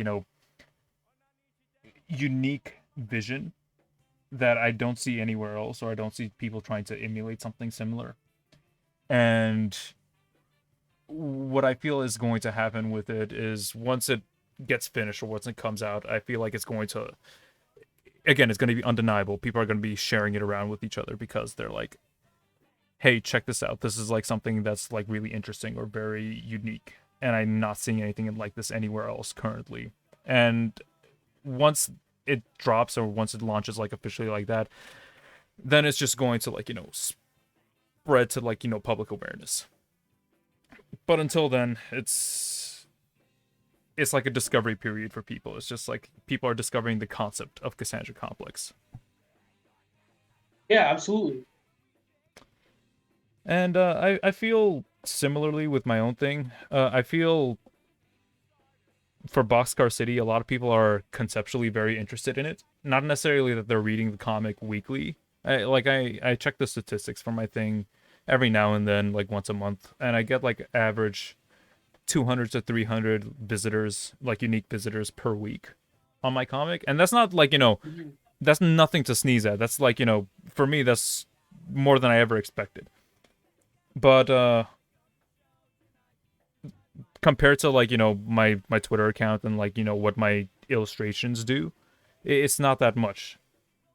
And I was like skeptical on like starting a Kickstarter or doing my Kickstarter because I thought, let's set the bar low. Like, let's try and get like 5,000 so I can like get like a good print run going for this. And then like, it blew way past that, and I was like actually surprised because again, not that many people read my comic weekly. Before my Kickstarter, like my comic was averaging like 50 to 100 people a week reading it. But like afterwards, the actual comic itself, like once there's like an actual product that came out, I feel that's when people's interest starts to peak and they start to show support for it. Interesting. And I think that might be similar for Cassandra Complex, where once it Yeah. comes out, it's going to like spike considerably in people's interest. Yeah, I've been thinking about different ways that I could start monetizing it, and the thing is, it's too early to monetize right now, but I I feel think that. monetization is in the future for it. The thing is, I don't want to monetize the actual show itself. Like I want to make the episodes free to watch. Mm-hmm. Um, any of the monetization, I think, will have to be around. It'll have to be centered around fashion items, and I could make shirts, definitely shirts and hoodies of it, Merchandise, and I yeah. could also make like development art books and like different like little like quality stuff for people who are sort of fans of it and who really like deeply are like, this is like I'm about this. Like this is part of like for me there are certain things that I'm proud to say that I like, and for the people who end up feeling that way about Cassandra Complex, I want to make little very fine quality items for them, and that's the way, and by selling those things, that's the way I would be comfortable with monetizing it. But in terms of like the actual content, I I I think that harmony files and original layout drawings, like pencil on paper originals, and extra things that go into the production of it, all of that stuff can be sort of compiled, Mm-hmm. and I could monetize that way. Um, Crowdfunding for voice acting and things like that, like that's all like on the table. But I'm not in a hurry to monetize it, and that's the thing that I think is really the blessing in disguise right now, is that uh, I'm not money is such a far away thing. Like the thing that I'm excited about is just like all the shit that I was talking about. Like just doing more drawings, starting to do animations, God willing. Like that's what I'm really like. That's what gets me open is thinking about just making this stuff and showing it to people. Money is like a nebulous, far away thing, and that's really also like the difference between now and before. Like when I was doing erotic art, like money was always a huge component of it. Be it working for pay sites where it's like, you know, I was like, oh my god, I'm getting paid to draw comics, like paid, money, money, money, or like dropping shit on Gumroad, like, okay, I gotta create this product, I gotta promote this product, I gotta product, I gotta, hey guys, buy this, hey guys, buy this, hey guys, I got a thing here, you wanna buy it? Like, all that, that's like, it feels so good to take all that crap and throw it out the window and be like, check out how my drawing looks instead of just money, money, money, money, money, money, money. Yeah. You know? For me, it's, well, I just want as much time to work on my comic as possible. Like what people don't understand is this isn't my main thing. Like my comic is not my main thing, or like even Twitter is not my main thing. I do like other professional, like, actual, like, jobs that I moonlight. Specifically freelance architecture that I've been doing. And what I want to do, I want to, like, get enough money so I could just start working on my own things full time. That's like the whole point of, like, why do I take on other jobs that's not like art related? Because if I decide to make my comic my full-time gig, I think I'd feel a little bit more miserable, because then I'd be like equating success to how much money my comic is making or how much money it's netting me.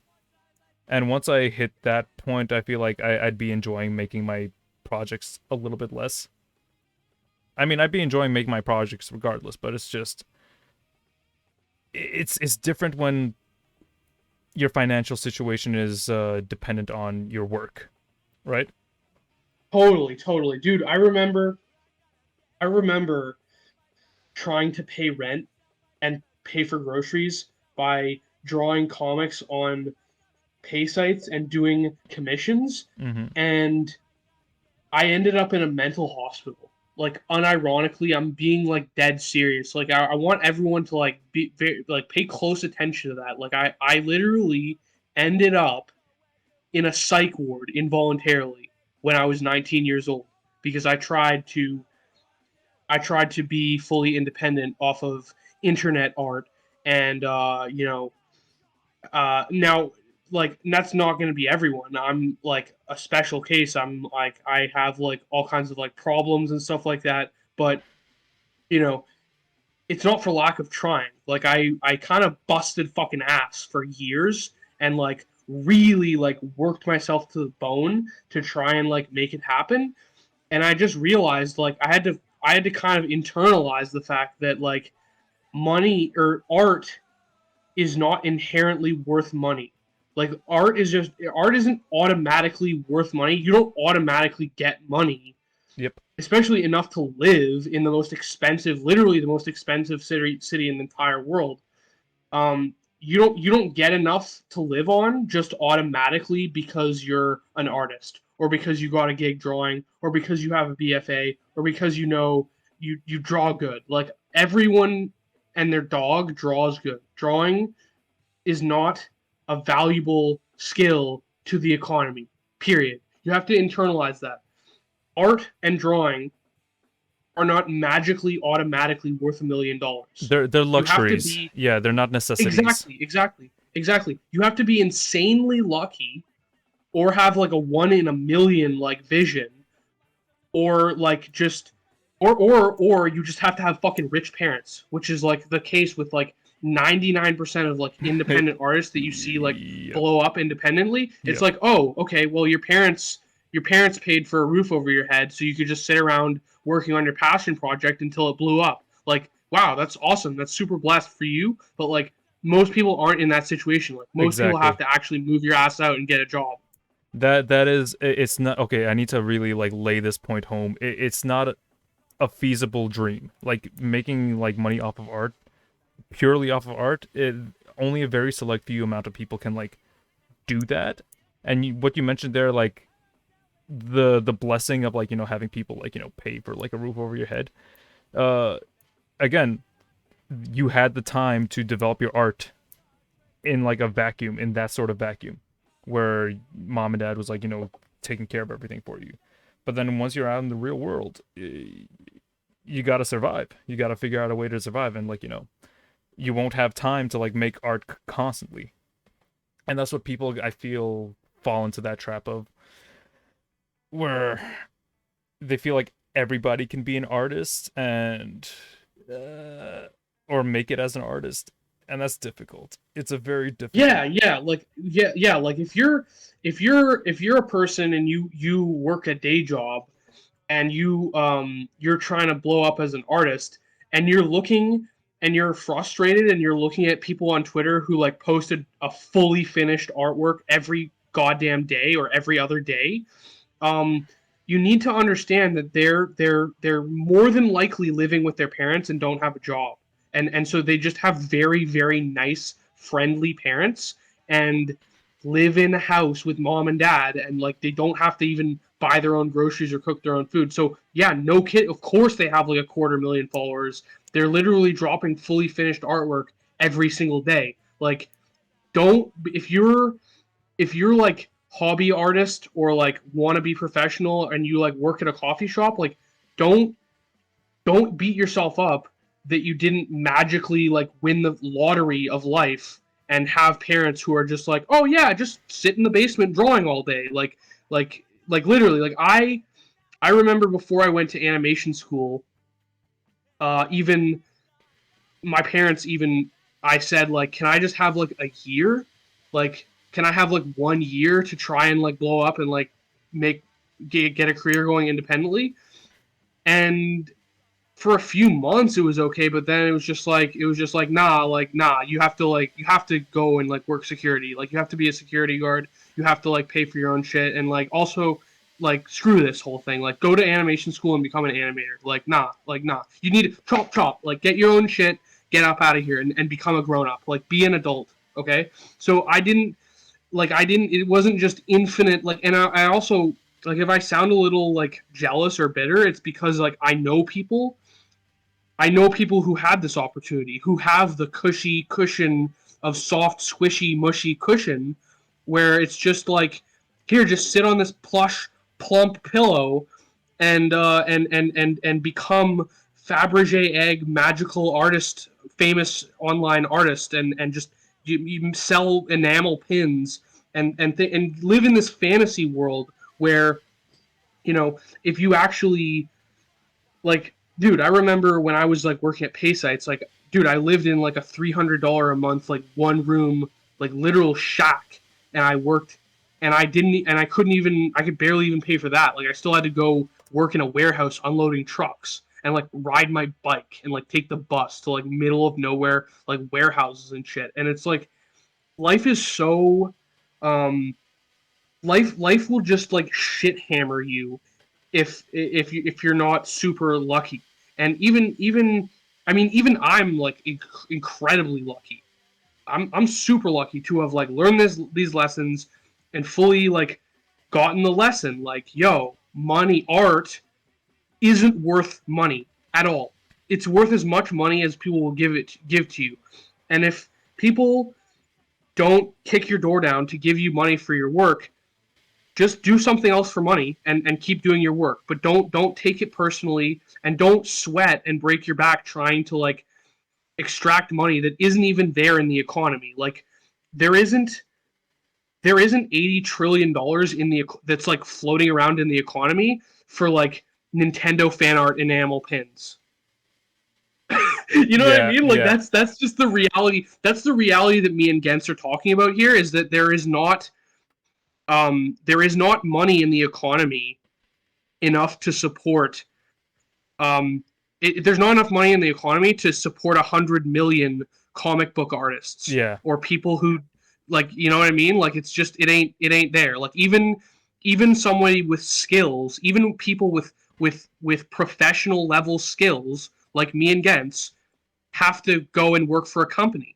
Yep. It's not a big deal. It's a very common thing. The best people in the world, Maciej Kusiara, KSE 322, like best in the world, they have to go fucking work for a company. So if we have to, like, if a regular just artist coming up, you're like, oh, I don't want to have to work for a company. I'm gonna work for myself, man. It's like you really have to like check yourself and be like, yes, we all want to like independently like work on our own stuff, but as a starting point, or as a sort of building block, a stepping stone to getting there, maybe have some patience and have some perspective and realize, like, the best people in the world had patrons. They had Yep. support networks. You can't just superhero magically do everything by yourself. And keep in mind they were like the best in their field too, and they were getting patrons like that. And it's not like everybody or every artist can get that level of support. It's very difficult. Again, not enough money in the world currently to circulate to support everybody's dreams or passion projects. So if you really want to, like, get your things off the ground, you need to find people that are willing to support you. And you need to get your stuff out there, and you need to you need to develop skills outside of art. If you want to be a successful artist in this day and age, you need to also understand marketing. You need to understand business.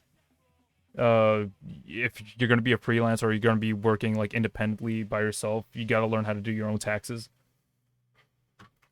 In that Yeah, dude. sense. Dude, I just did my taxes, and this reminds me, what you just said. It reminds me of something else we wanted to talk about, which is like picking up YouTube streaming. Oh You yeah, know? yeah, yeah. Okay, we can actually start talking about that right now. Like, what did you want to discuss about, like, talking about YouTube streaming in particular? Okay, well, it's like the personality thing. Like you're saying, like, you have to get good at things other than art. Um, and that's kind of what I'm trying to do. And I'm discovering that, like, dude, it's like so hard. It's so hard to speak. It's just way harder than it looks. Like, everyone talks about, like, and there is a grain of truth to this, that, like, oh, you YouTubers or like podcasters, it's like such a bullshit job. It's like meaningless. It's like super easy. You just sit there and talk. But what I found out by doing it is that it's actually like pretty challenging to create consistently entertaining content Oh, through 100%, yeah. speaking your thoughts. Like, it's actually super challenging if you like try to do it on a consistent basis. And at the same, and as well, like, I've been trying to do it while I'm drawing. So, like, I hit stream, and I have notes that I've jotted down, and I start freestyling and talking about my thoughts on it. And recently I found that it's like, wow, it's pretty like therapeutic, and it's an interesting process to see documented. Like, damn, I do have a very, like, a generous way to put it would be to say that I have like a multifaceted or like multi-dimensional personality.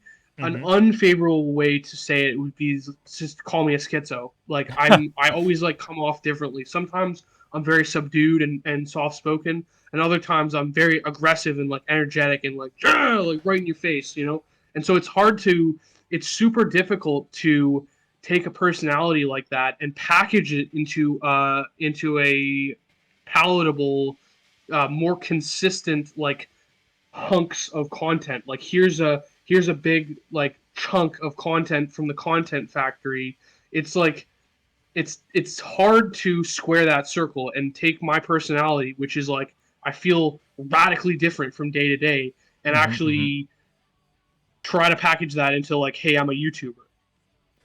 It's because I did streaming for a while, but the thing with streaming for me, I was on Twitch, and I did have art streams, and I would talk to people about the things that I was drawing, usually commissions I was working at the time, or I even put like NDA projects. I was streaming like working on NDA animation. Back in the day, I didn't care. I didn't have enough, like, viewers on Twitch that would like clip me or like castrate me or like try and like get me fired. So I was like sitting comfortably there. But what I would do, it's very easy when you have an audience to bounce off of.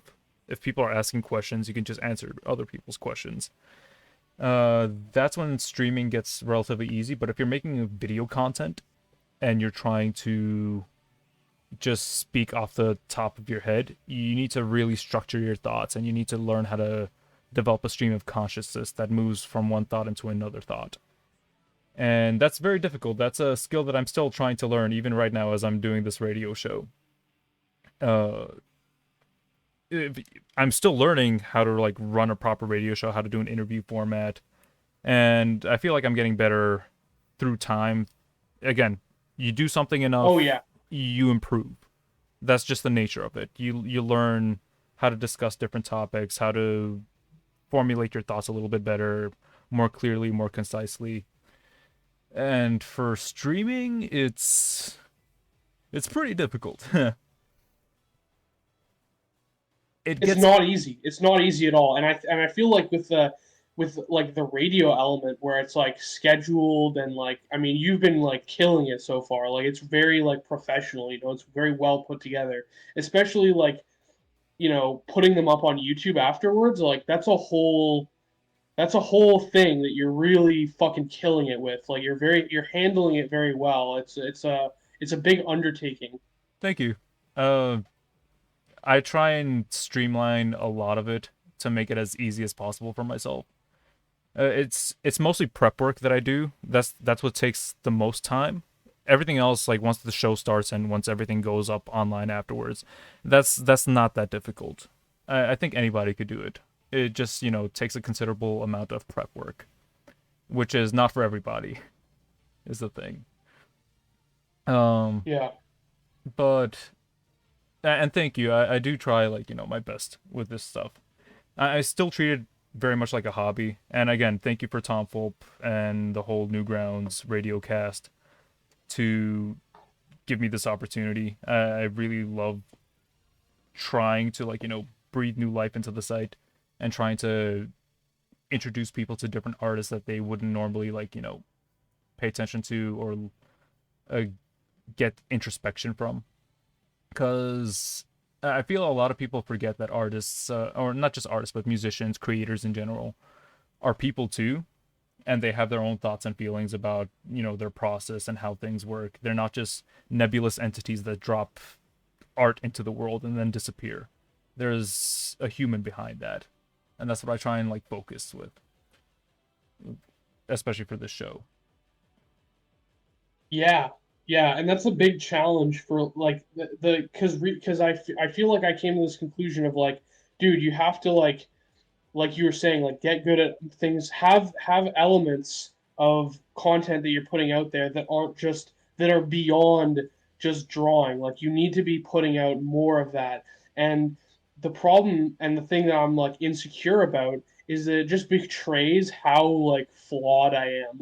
My like a lot of artists have um a disposition or a personality that is it's easy on the ears. Like it's not gnarly, it's not intense, it's Mm-mm. not they don't come to tears easily and they don't become enraged easily.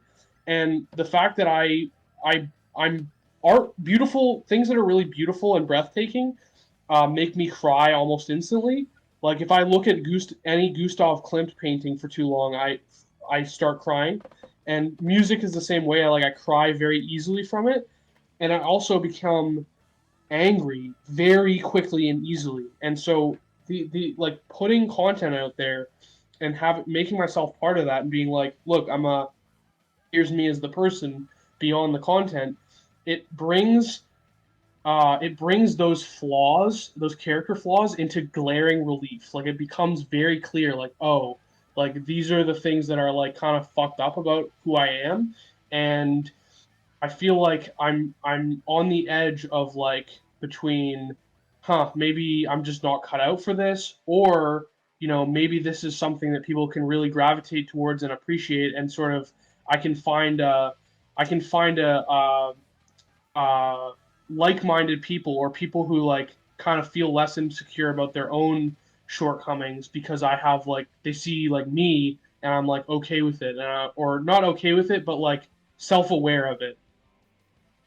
and still doing my thing, like still putting out art, still being candid about it, still and still being like a person, like I'm and not like completely self-immolating. Like I'm flawed, but I'm not. It doesn't mean the end of my life. It's just like I'm flawed. Like lots of there's people who don't like me. Like all right, like let's keep it like okay, let's keep it moving. Like I just accept that and just keep going. So like maybe, I can connect to some other people who feel that way and show like, you know, you can be you can have things that are like wrong with you and it's not the end of the world. Which Yeah, is it's just there's other people who do that, but maybe I go in that direction. But like the main thing for me is like this inconsistency in how I come off. Like sometimes I come off as like very positive and like funny and silly and whatever. Like I do have like a very like a sense of humor. Like I really love like comedy and like funny silly like things that are like ridiculous. yeah, And I most of me hanging around and joking with my friends is like straight up just comedy, dude. Just full blown like comedy, joking around.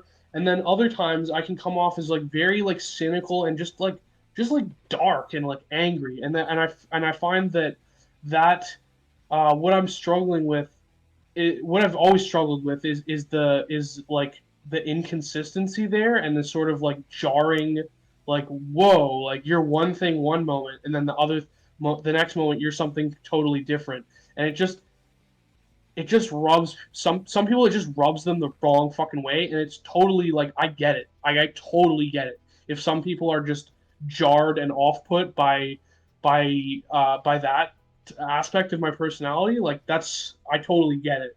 And the project now is to like turn that into like something productive, or like make it like something that's enjoyable.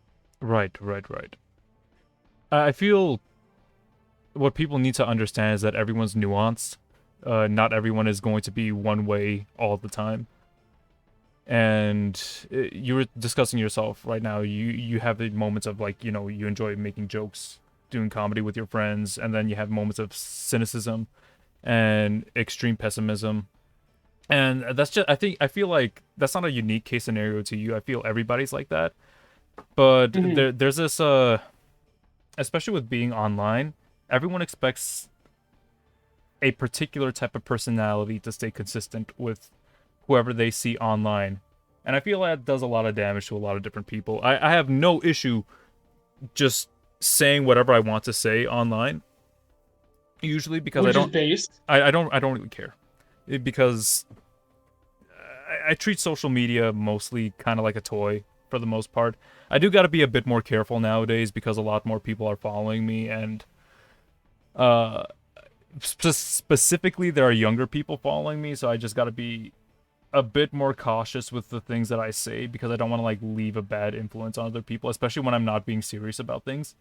Like sometimes I will just Yeah. shitpost and I'm not serious about what I'm talking about, but like, a younger audience or people that like are dealing with mental instability or they have disorders of some sort and they Yeah. take things a bit too seriously, they might not understand that like, hey, I'm just like kind of shooting the shit right now or like making a joke.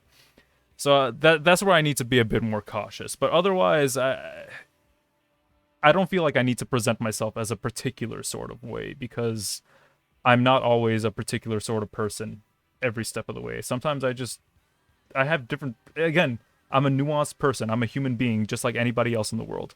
I have Hmm. particular ebbs and flows with my uh, emotional state, my mental state, and everything in between.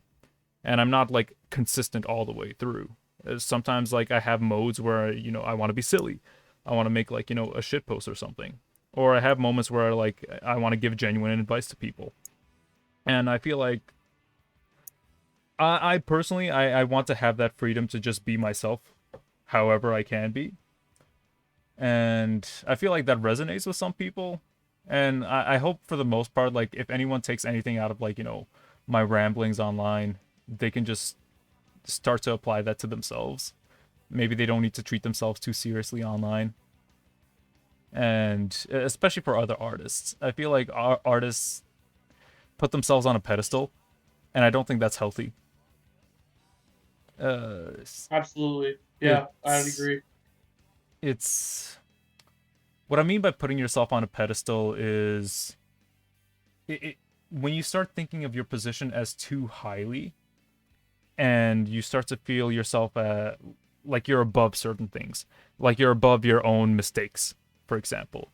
Like, let's say you present yourself as like, this perfect sort of like, being that's incapable of like, flaws. That's very disingenuous with like who you are as a person, because everybody is flawed. Nobody can escape their flaws. And if you try and present yourself that way online, and then you keep putting that persona on, and then when people start to to interact with the real you, the person behind the persona, and they start to see something different, there's a dissonance, and you feel a dissonance with Yeah. your online persona and who you are as a person. And that's not a healthy place to be in. There was a popular YouTuber, Twitch streamer a while back. I don't know if you know Etika. Yeah.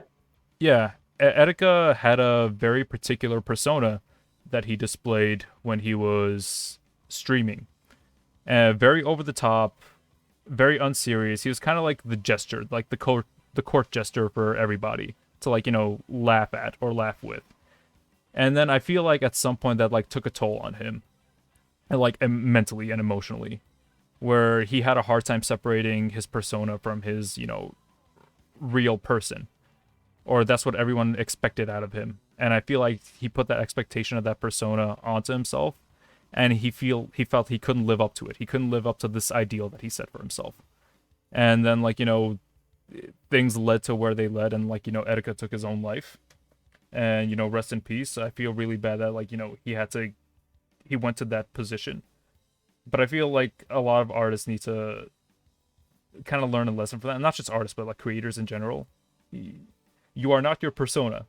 You are not the online personality. You are a person behind all that. And you should not Yeah. Yeah, exactly. you should not Yeah, feel. rest in peace, Danica. Yeah. Very, very, very, very tragic.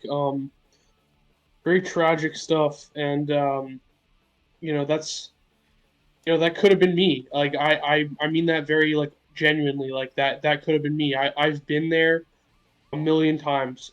When I never like judge people. Um, I never judge people around stuff like self harm and shit like that Hmm. because like I've literally been there a million times. I haven't the last few years I've been like very happy and like super like I don't know. I mean my life is really really good and I'm at a spot where I feel like I've earned like the happiness that I have and I'm very very blessed and happy right now. But I have actually fully been there in my life and I can say that like unequivocally like I've actually been in that position where it's like you genuinely just don't think you should have ever been born and Hmm. you're like Hmm. yo my whole existence is a mistake. I should not exist. Like I cannot cope with I can't deal with other people. Being near other people hurts me tremendously, but I have a some for some reason I need to be around other people, Hmm. Hmm. and there's just not I something is basically something's wrong with me, and the only way to fix it is to just remove yourself from existence, and I like that train of thought and that psychology is so like familiar to me. Like I know exactly what that's like. Yeah. So I never like judge or criticize or like feel odd about stuff like that around topics or conversations like that because it's just like, dude, I totally get it. Like I completely get what's going on there. At least in like people have different like reasons and stuff, but like I know a lot of people have the same like reasoning train that I had, and it's like a super dark place to be, and when people are able to I know that I thank God and I'm so blessed that I was able to like move on from that and actually learn to like love myself and love life like like I said like sometimes I'm a pretty like dark angry guy but like straight up love life I live the shit out of life and I love life and I love people well not all people but some people yeah, I get a lot of enjoyment from like social stuff now, and love myself and all that, and that's really important to like, um, yeah, just the thing with Etika is like, wow, man, I hate seeing stuff like that happen. Yeah, because for a lot of people when they hit that sort of point, like it's a feeling like, because I've been there too.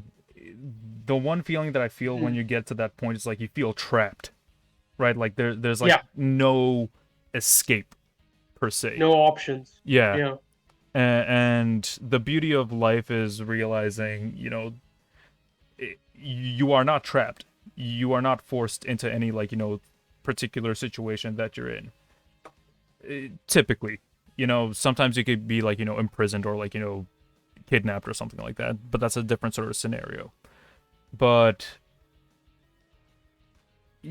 if trying to figure out the words for this, for me, all problems are fixable. yeah, The only like the there was this, I can't remember who it was, but this guy jumped off a bridge, and this writer, I think, and he survived, but he said that he remembered like thinking, like on his way down, he was like, he realized that like every problem in his life was solvable except for the fact that he just jumped.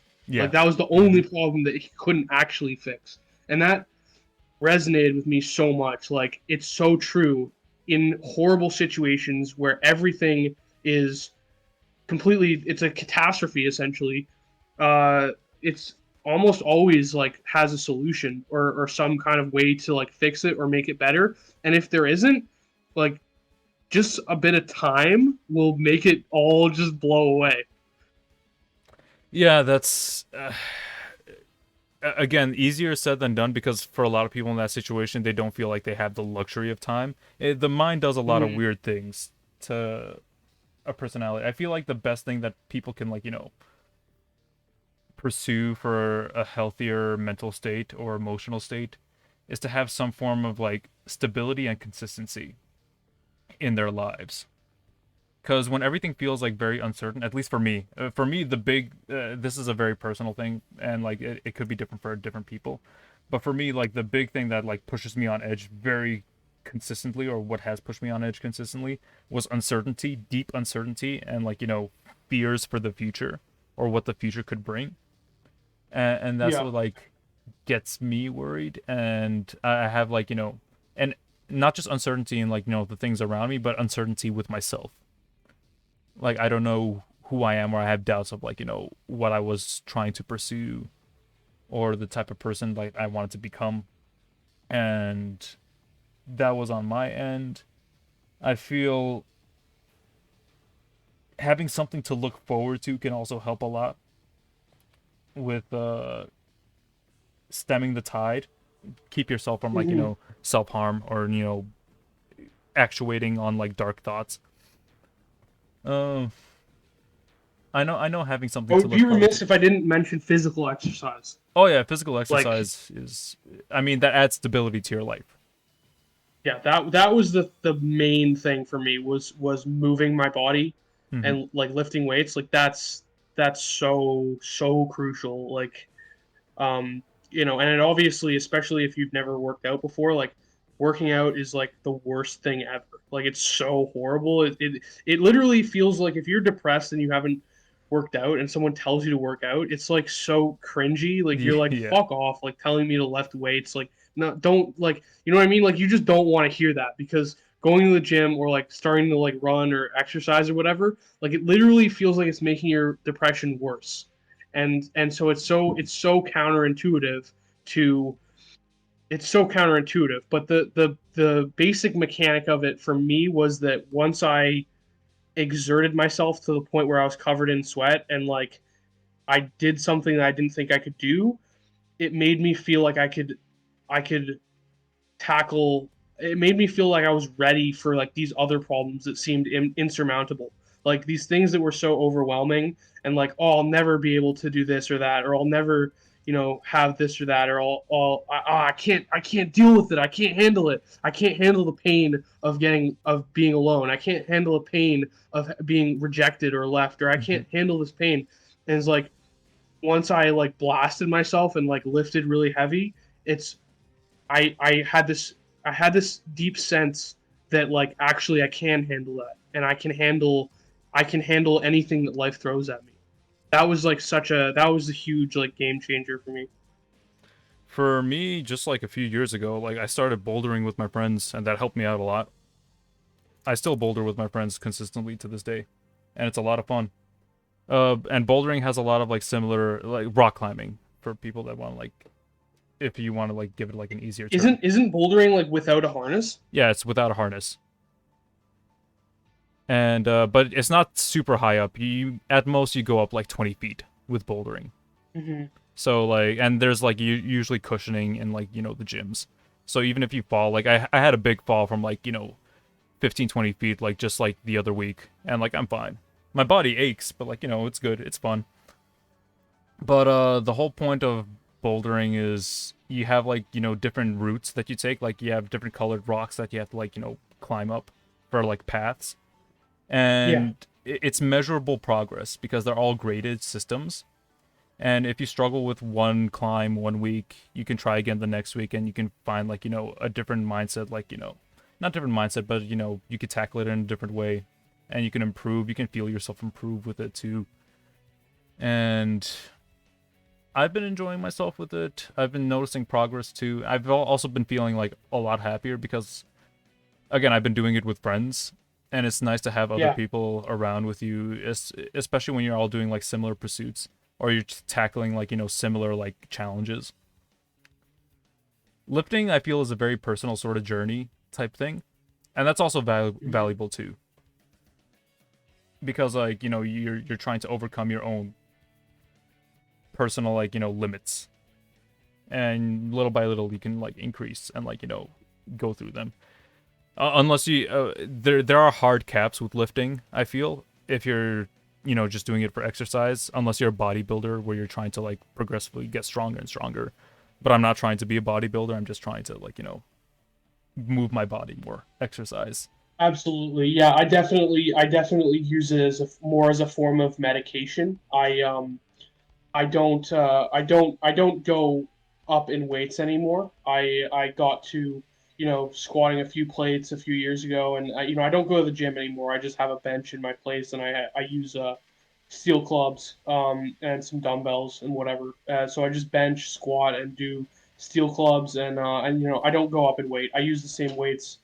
Sometimes I'll do more reps, but it's very much a form of I just take it like medication. Right, right, right. I don't need to I don't need to really I'm not trying to get a lot bigger. I mean, it's you if you're an endomorph, I'm an endomorph. If you're an endomorph, if you eat more and lift more, like you can get bigger automatically. Like you don't really need to like kill yourself, but that's not the goal. The goal is just to feel good and feel like I'm capable, Yeah, and yeah. that's why I kind of take it as use it as medication.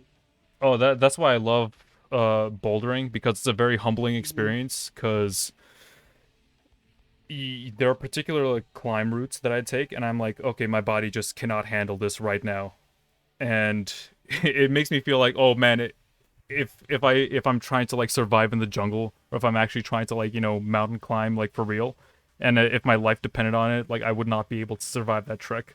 And now that I'm bouldering more, and like I feel like more capable than I was like years ago, and I'm And very doing it with other people sounds so good. oh Like that yeah. sounds beautiful. Like doing it with your friends, like that's awesome. Yeah, it's a very good bonding moment. I interviewed one person on here that I go bouldering with consistently, Keith Garces. He works on a bunch of freelance animation projects, and currently he's like making a game on Newgrounds with his brother, Zach Garces, and he does a lot of work, and like I have a huge amount of respect for Keith because he's consistently like keeping on the freelance grind, and not a lot of people can do that.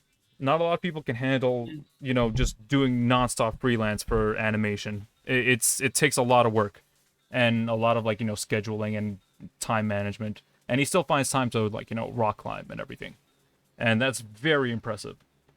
But yeah, no, going with him is like a very fun experience.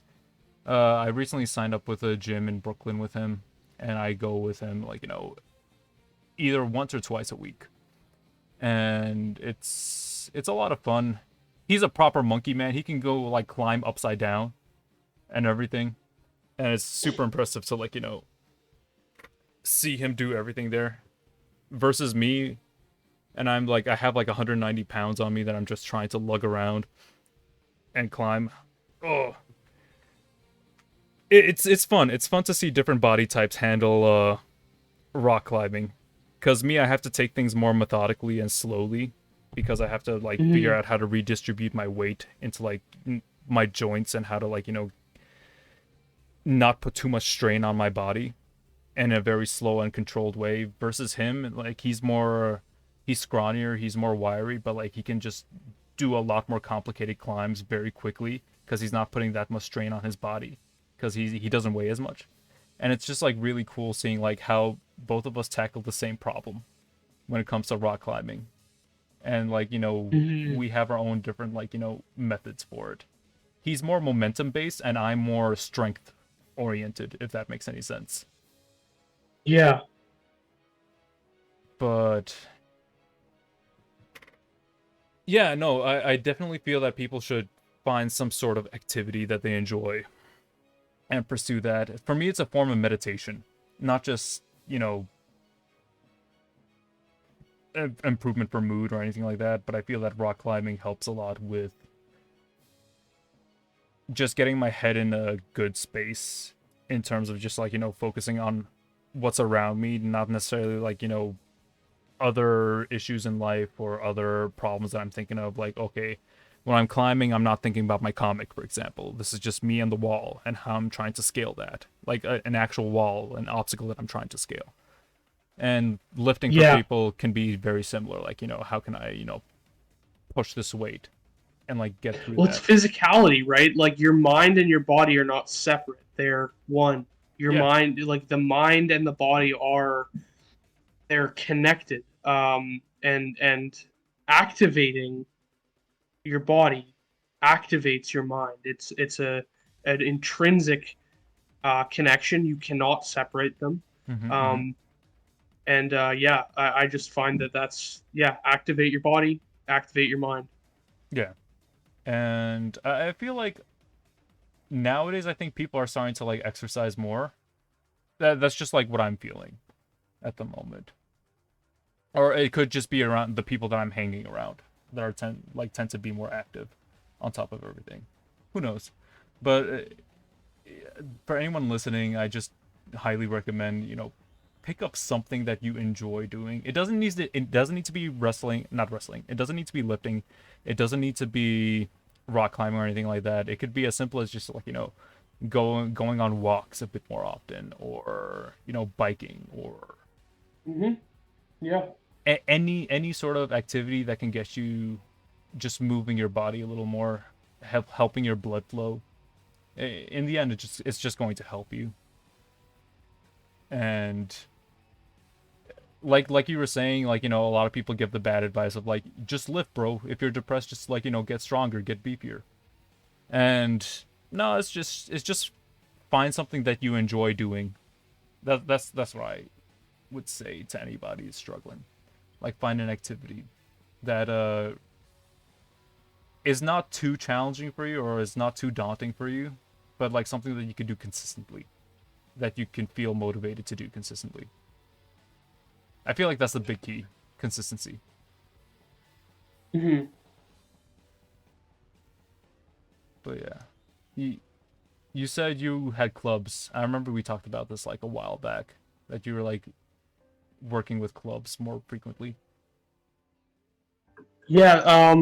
It's just like I kind of got tired of like basic like compound lifts, like squat, deadlift, and bench, Mm-hmm, mm-hmm. and I mean I still do them, but uh, it also using steel clubs helps shoulder mobility, and I had severe injuries to my shoulders from skateboarding and from something else. I can't remember something else, and so the combination of skateboarding and like taking slams and something else. I just screwed my shoulders up really badly, and using steel clubs improves the strength in the small muscles of your shoulder and your back and your core.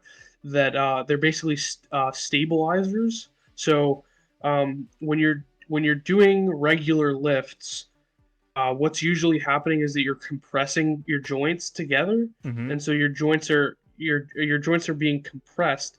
And what swinging steel clubs does is that it opens the joints, and it stretches your arms while the muscles are working, and it Okay, yeah. also activates.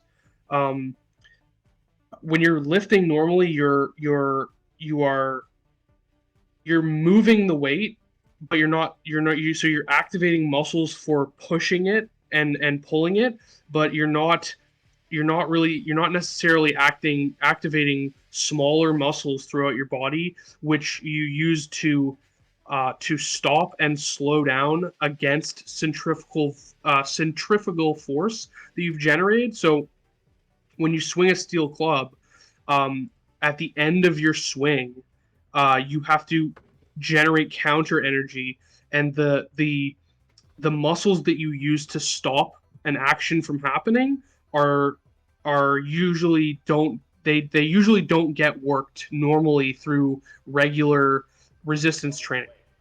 So swinging steel clubs, it's improved shoulder mobility, and it's just a way to it's also more interesting.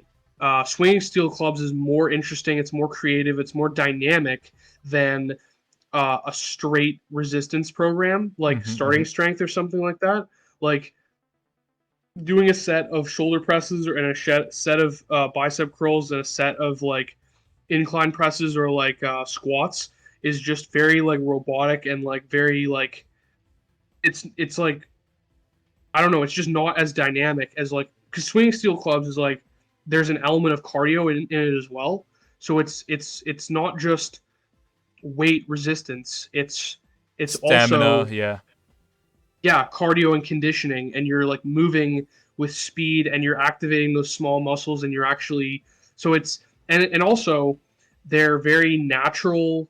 Like the moves are very they're things that our bodies are meant to do, that we're evolved to do, like digging and frankly beating with a club. Like the Yeah. movements of like swinging a club over your head, or like lifting it from the ground and swinging it up and down, or like walking with it, is like it's very like our bodies are built for it, so it comes very naturally.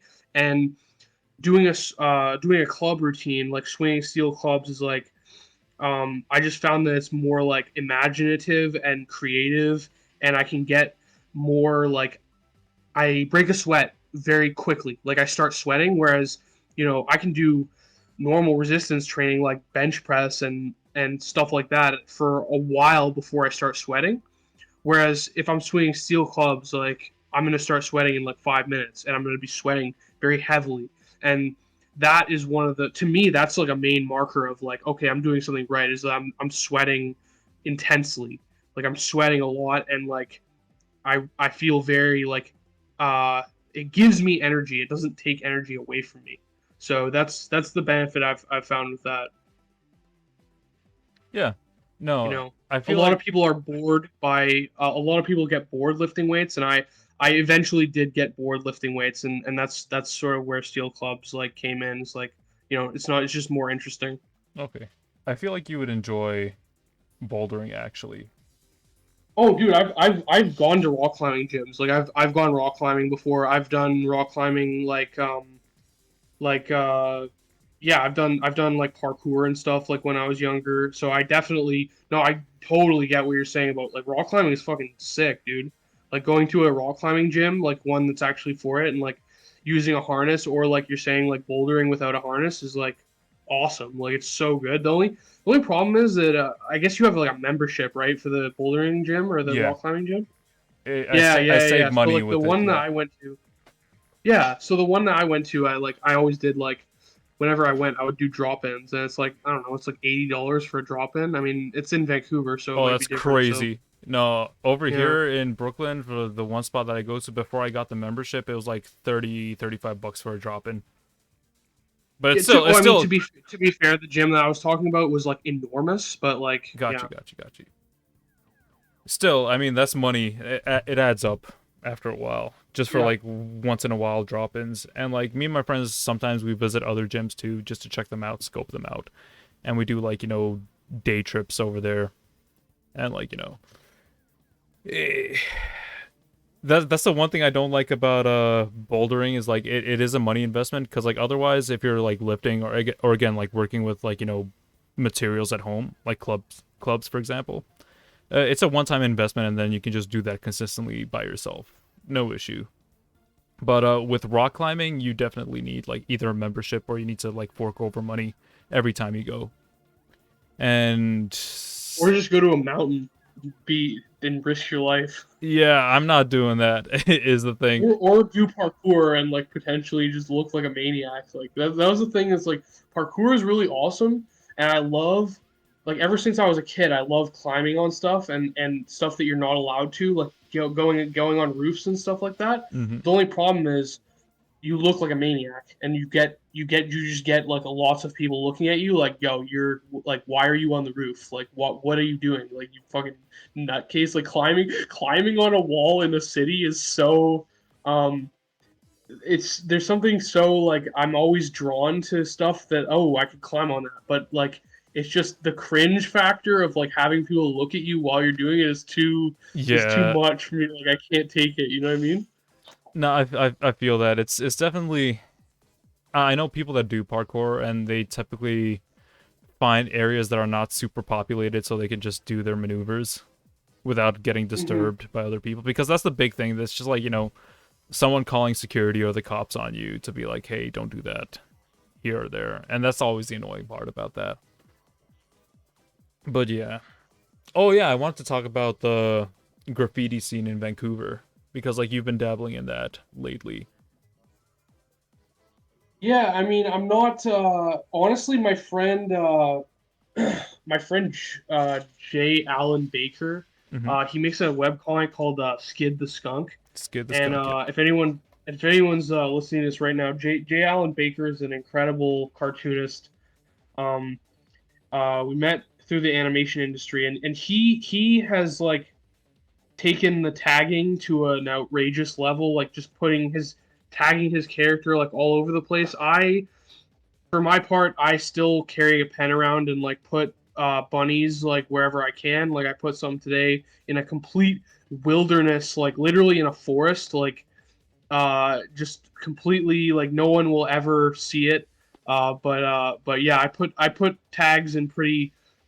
I tend to tag pretty psychotic places, like no places where no one's ever gonna see it. But yeah, what I'm working on right now is just like I want to make sloppies, and it's just that's just a graffiti term for stickers. Yep, Basically, yep. I want to make stickers of my bunny character Benui, and I the current project that I'm developing for it is just an elemental series, so a different it's gonna be 6 or 7 different um, elemental Benuis, and so it's got the basic ones: water, fire, air, earth, and then I'm gonna have like more rare ones. Like I'm gonna design these Benuis and then order them from Sticker Mule, and it's gonna have like water, air, fire, earth, and it's also gonna have like rainbow and like nuclear, and I think like space, like outer space Benui. Oh, that's fun. Yeah. Those ones will be like the more like rare ones, or like I think maybe like a crystal one too. Like, and each one looks kind of different because of it's like made of different material. Mm-hmm, mm-hmm. Um, the first one I did was like air. So the air one is like finished. That design is like ready to order on Sticker Mule. And then the other ones I have fire, water, and earth, and nuclear, and I also have the rainbow one. I have those like those ones are done in my sketchbook, and I like scanned them last week, and so they're drawn, they're scanned. They just need to be digitized and like ordered, and so yeah, I'm gonna basically make those and just I might sell them, but I wanna just the first thing I want to just finish the designs, order them from Sticker Mule, and then just start sticking them all over the place because I want to be able to, because if I have stickers, I can put them in more blatant places in public because it's Hmm. just very easy to just stick it on there. I don't have to stand there like a dope like drawing it, which is the thing, that like like standing there like drawing like tagging on something trying to make it look good, like you have to get it good the first time. And I like doing that. It's fun. Like it's like fun and everything, but I want to have a more like eye grabbing like finished thing to like stick somewhere. And I want to like yeah, I just want to have something that's like visually striking and like pleasant to look at, and just be able to just stick it somewhere in public very quickly and just have it be there in a very like visible or very like blatant spot and like have it look good. And so I think stickers will be like a good compromise for that, is like, okay, actually having like a finished design, but I get the benefit of like having actually spent time on it, but I don't have to like stand there tagging. I can just like boop, stick it on the wall or stick it on the side of the bus or whatever. Yeah. Um, yeah, so that's currently what I'm doing. I'm not I'm not getting out there every week and like bombing like or anything. Like I'm not going out with spray cans and like doing huge pieces or anything. That's I'm just something. That's something I really want to get back into. Just like proper mural work, like mhm. spray paints and like going. And there are spots in Brooklyn that are like way like they're very good for it. What actually really motivated me was my trip to Japan again. I was just like, okay, you know what? I went to Shibuya, and which was like the tagging and sticker district in Japan, because like nowhere else, like only in Shibuya in Tokyo, do people just like do graffiti and like demonstrate like because it's like part of the culture there, where people just like tag, put stickers up everywhere. I took a lot of photos of like the different graffiti that I saw around there and different people's tags and stickers, and it was a lot of fun. New York City also has like a really rich tagging culture. Yeah, the thing that I discovered on Instagram was that there's this entire ecosystem of taggers who literally mail each other like slappies and in different countries, and then they just stick each other's stuff all over the place. Like that blew my mind Oh, when I that first yeah, discovered. no. When I went to Japan, I did that for a bunch of my buddies. I just like started like putting their sloppies everywhere and like every single post I could find, and that was a lot of fun. Yeah, that was the realizing that people do that not for money at all, like they like money is not even an element of it at all. It was just like incredible to me, like people.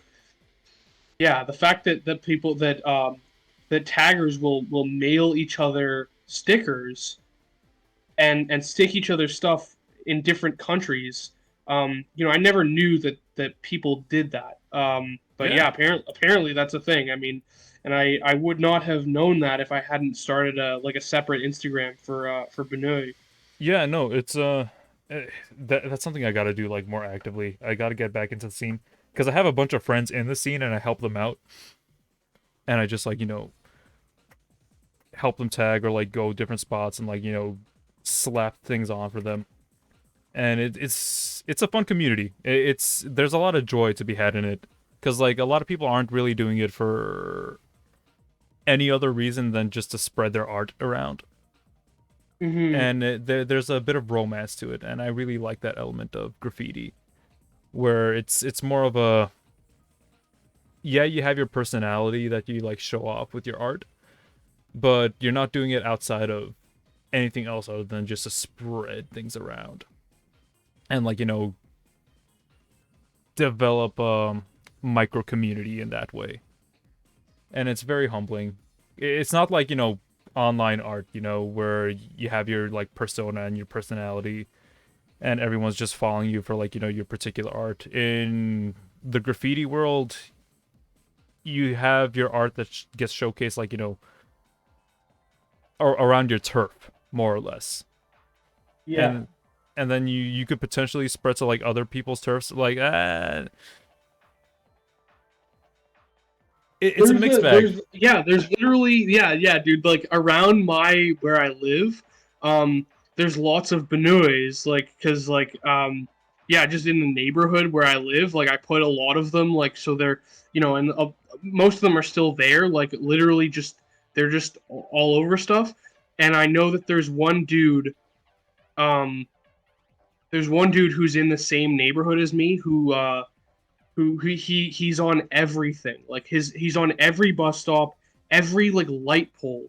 He's on is Rocket with a K, ROKET, Nice. and yeah, like he doesn't seem to have any online presence. I couldn't find him anywhere.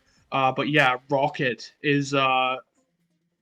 I don't know if he lives in the same area as me, but I know his tag is like literally completely just like nuked like all over my neighborhood. I mean, more than me. And also the thing is in different pens, like literally different colored pens, different like I just use black and white. Mm-hmm. But this dude's using like cans, brush pens, Sharpies, like all different types, like chalk, like literally like different materials and different colors, and he's like all over everything. There's another dude who I noticed he's hit I think like almost every like telephone pole like in Vancouver. Oh, dope. Yeah. Um, it's crazy, and he only hits telephone poles. He does it with a can, black or white, and it's I can't I'm blanking on the name right now, but this dude has like literally it's like insane. Like and I only noticed him because it was so ubiquitous. It was so everywhere that I was just like, is this like some dude just went to every single telephone pole in the whole city? Like even in just like totally obscure places, you'd see this guy's tag. It's like a vertical tag on a telephone pole, and that is like crazy to me. I'm not. I mean, obviously, like Hoser is Oh yeah, in yeah. Canada like the most common like Hoser is like literally like worldwide known, and I see Hoser like everywhere on the way out here to on the way out here we saw like a bunch of Hoser like all over the place, and he does like actual like pieces. But I mean I'm not super plugged in with that stuff. I know enough to like recognize it and like not don't go over other people, don't go on tags Oh yeah, or yeah. don't go on cars or where people live. But yeah, it is like super fun. I just thought it was so because after I quit drawing hentai, it was just so freeing to like draw something that's like very like low pressure and Yeah, just yeah. like just do a fun cute drawing that's just like it doesn't have to be good. Like it doesn't there's no there's essentially no pressure at all on it. And before I did that, I had gone so long with I had spent so much time exclusively focusing on drawing things that I felt needed to be good or there was a certain quality of standard that I had to do, and rediscovering the sort of like therapeutic quality of just doing a drawing and coloring it in and filling it out and like just doing a drawing for its own sake Yeah. was an amazing relief. No, that's. I feel that's the beauty of graffiti and tagging, because it's just you kind of put your own ego outside of it. I mean, there is an Yeah. ego no matter what with graffiti, but like you're not that hung up on it being like this perfect thing that needs to be like preserved forever in some way. There's Yeah. always the risk of it It's like going away.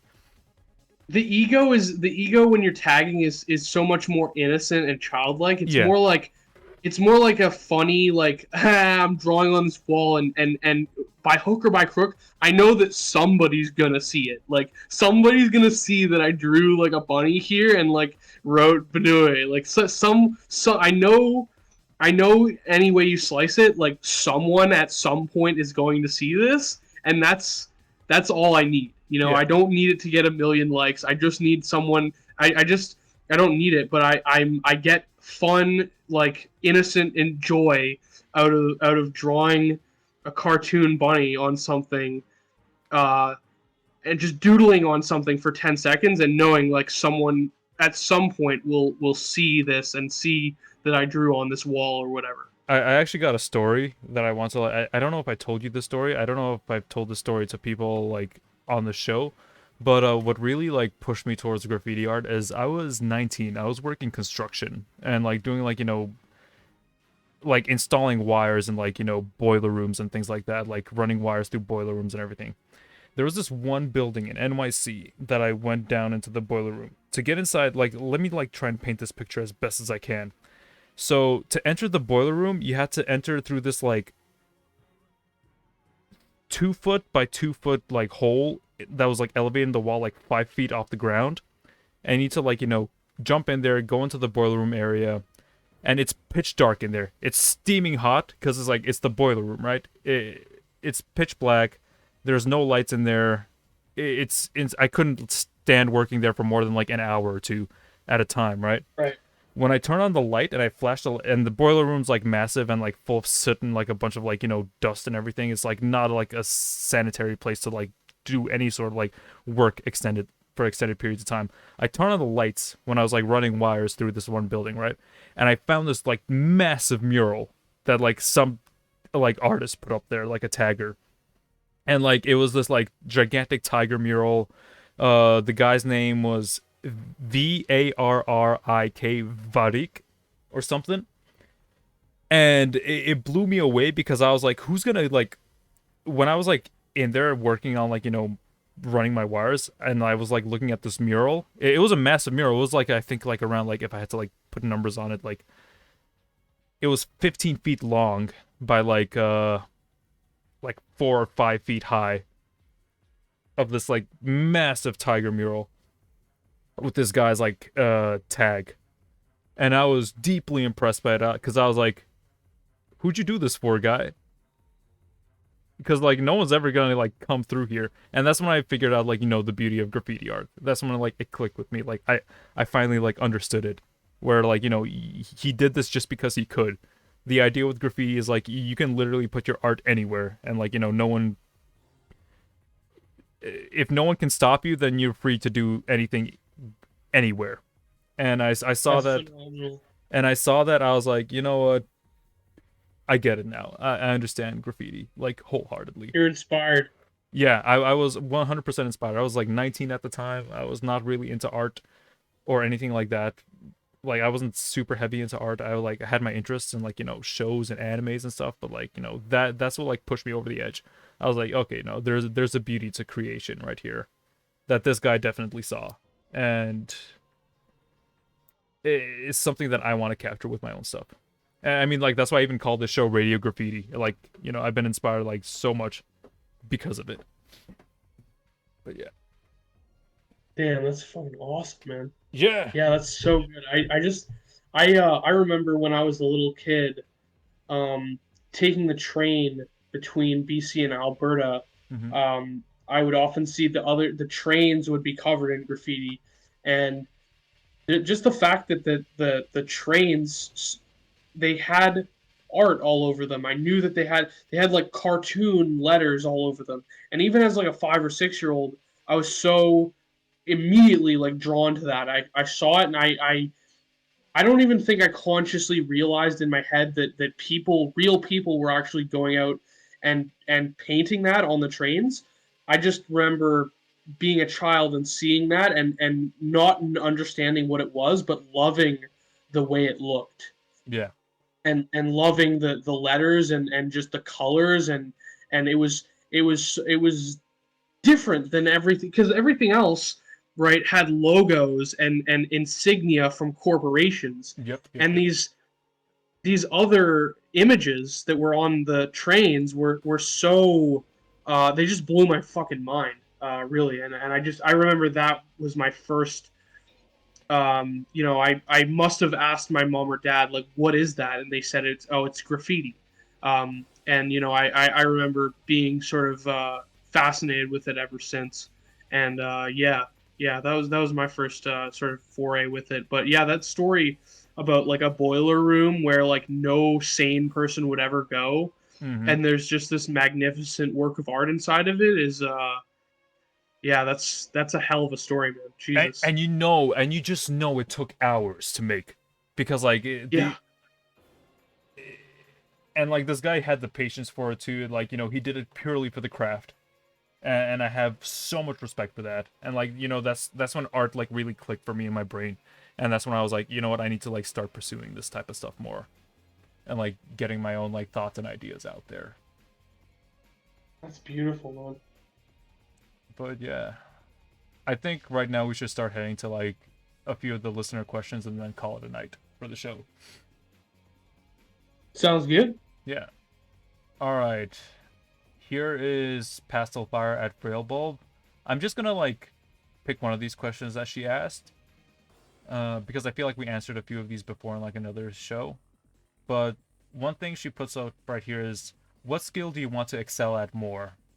And I feel like that's an interesting one to like think about.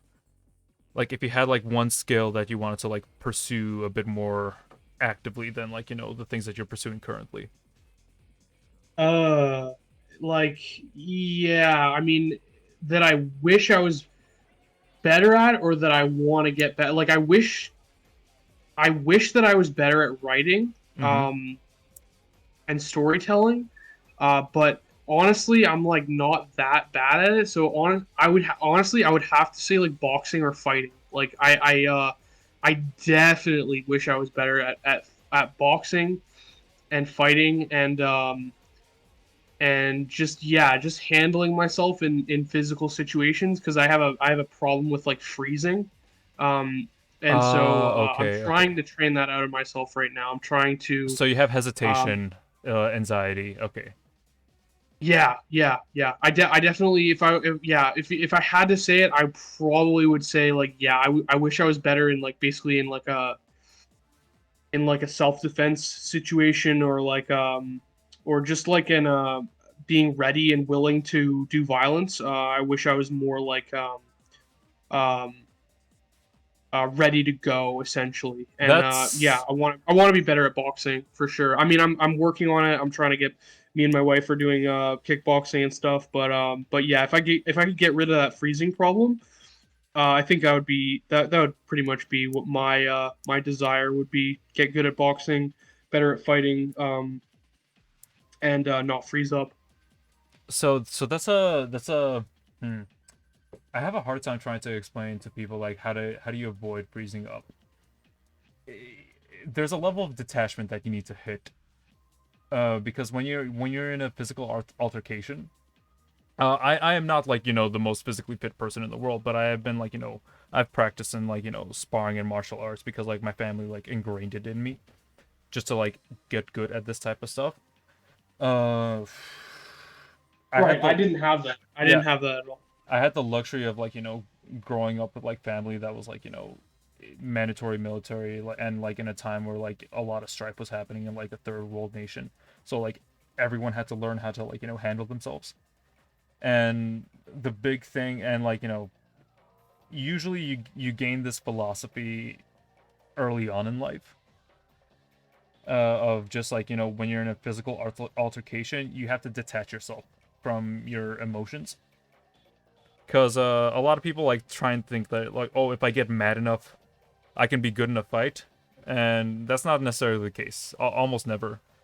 Berserker rage is not a thing that like people can actively like tap into. uh Hmm. it's a lot of detachment. You have to be very, very cold when you're trying to think about like a self-defense situation, because you need to be calm, you need to be level-headed, you need to be able to assess the situation around you and react. It's a lot of reaction. And if you're thinking too much about like your emotions, or like trying not to hurt the other person too badly, it causes room for doubt in yourself, and that's when people tend to freeze up. how do you practice the philosophy of just detaching yourself? Yeah, that's the thing, because I'm such an emotionally engaged person, and I feel things so deeply. I I think I almost have my only option is to essentially train muscle memory and to just um, I might get emotional or I might be scared, but just to train my reaction and train my body to react and to also because I can sometimes detach myself a little bit from if something's really upsetting me or bothering me, I can realize that it is and sort of detach from there. Hmm. But I'm really not good at it again because I'm super emotional as a person. So I'm my guess would be that I just need to keep drilling my reaction to a physical external stimuli, like also train just like continuously train my footwork and just shit like that. Um, but yeah, So what you're saying so about detachment is a good that's really important. I'll try to remember that. what helped me a lot growing up is I would spar constantly, constantly, even up until like high school and like early college. And Like sparring, just straight boxing or like Muay no, no, Thai no, or no, what? no, no, wrestling in particular. Okay, wrestling. Okay, like Roman And Greco wrestling. no, more like freestyle. Uh, Okay. Greco-Roman is more sportsmanship esque, but for self-defense, freestyle wrestling is your best bet. But even then, like outside of the fact I've learned like mixed martial arts techniques, like again like kickboxing outside of wrestling, and like it follows a lot of the similar sort of philosophy, like when you go into strikes and everything. But sparring helps a lot because when you're going up against another person, you're not really practicing particular throws or drills because like when you're going up against another person it's very sloppy, it's very you have to respond to how the opponent is like coming at you, and nobody's going to come at you the same way as the other person or like a different person. Hmm. And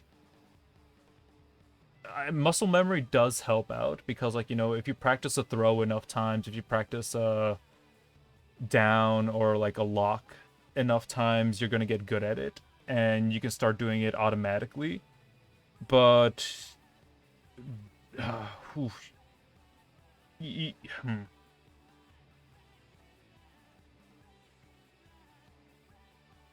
I will tell people if you're gonna try and go to like a gym for martial arts or any type of martial arts, especially if you want to go for self defense, go to a place that has a sparring ring. Brazilian Jiu Jitsu, a lot of Brazilian Jiu Jitsu places like actively have people sparring with each other.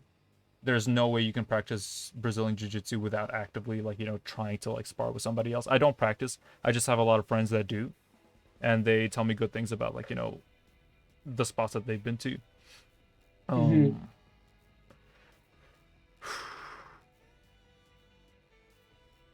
have a place where you can practice like the techniques, and then a safe enough environment where you can practice sparring. And I feel if you can do that consistently enough, and you don't need to do it too often, you can like learn all you need to know in self defense in like 3 months, 3, 4 months tops. And then you can like, push that anxiety outside of you. Cause like once you're actively like it's the idea of like if you're sparring enough with a person and like, you detach emotion from it, like, you're actively like, pursuing the discipline of sparring, your body kind of treats it as a game almost, and then like you get that type of muscle memory or like that type of calm, so whenever you're like put in a situation where you need to apply it in real life, you would be more focused and more ready because like you've been practicing this so often, you've had it drilled in you to like go against another person, that like once you do it like in a real life situation, albeit like if this is just body to body, if the other person has like a weapon on them, your best bet is to Run. run away. Yeah. Yeah. But if Yeah, you I definitely am gonna have to do more sparring. I'm a super beginner, so me and my wife are mostly just doing pad work and Hmm. drills and just sort of trying to learn footwork and stuff like that. We started going to Gracie Baja. It's like BJJ and kickboxing Yeah. gym. So that's been really good. Try not to And like, yeah, actively like give like names to places is the thing, because like I'll try and cut this out for like the actual like when I launch this on YouTube, because like I don't want people to like accidentally dox themselves or something like that. I mean it's a pretty huge gym. I mean, and it's in the middle of Vancouver. Like it's I I don't gotcha. I don't think that's like really docs worthy. Okay, gotcha, gotcha. But But like yeah, I've like like fucking like 2,000 people go there. I got you, I got you. But like I just like to practice caution with people. I don't. I do For care sure. about privacy. Yeah, I do care a lot about privacy and like making sure people don't like hunt other people down. Mhm. Cause eh, even with my own like Discord channel where like I have people like who are fans of my work, I make it an active rule where like you are not allowed to talk about your like personal life or where you're located at all with anybody Mhm. in the server, because I feel like people have lost that sense of like privacy, or Yeah. the idea of safety, like trying to take care of yourself in that way. And I just want people to like not get in trouble. Like, okay, no, what's weird? Like yesterday, I went to a concert for 100 Gex and Machine Girl, and I was going to the coat check, and like for me, this was like a wild experience. Like one of my followers on Twitter just like recognized me while I was on the way to like coat check, and Oh they my god, yeah, seriously? yeah, no, they approached me and they're like, she approached me with her boyfriend, and she was just like, hey, excuse me, and I'm like, yeah, and she was like, are you Gens? And I was just like, thinking to my brain, I was like, what? Hey, do I know you? Like, do I? Are you somebody that like I've met before? Like, because I felt bad if that was the case, and she was like, no, no, no, I'm so and so from like online. I'm like, whoa, I'm surprised, because like I was in the mosh pit too. I was sweaty, I was drenched, my hair was moppy. I did not look like my normal self with it that I post online. But they still recognized me, and I was like, whoa, okay, that's a unique That's experience. insane. Yeah. Yeah, that's crazy. That's like the only time that's only happened once to me, and it was like someone who kind of knew me in real life, but they didn't know that I was Fang Dangler, Hmm. and even then it was like pretty insane to have them like ask me. Like they asked me at like a party, and then but they already knew me in real life. They were just like they didn't know um about my work online. Yeah. But even then, that's like an insane experience, and like yeah, holy smokes, having that happen at a concert would be like so almost scary. Well, I mean, no, it's not scary. I'm not too worried, because again, it's like a very public sort of like venue and anything like that. And like they seem nice enough about it. Like I didn't find it too weird, but it's just like it was a very bizarre experience for me, because I was just thinking to myself, huh, I didn't know people could recognize me like that. That's neat. But I feel like that's the one thing, like with popularity at some point, like maybe you might get to a point where like people can just like pick you out in a crowd. But like at the end of the day, like we're just normal people. It's nothing special. Yeah.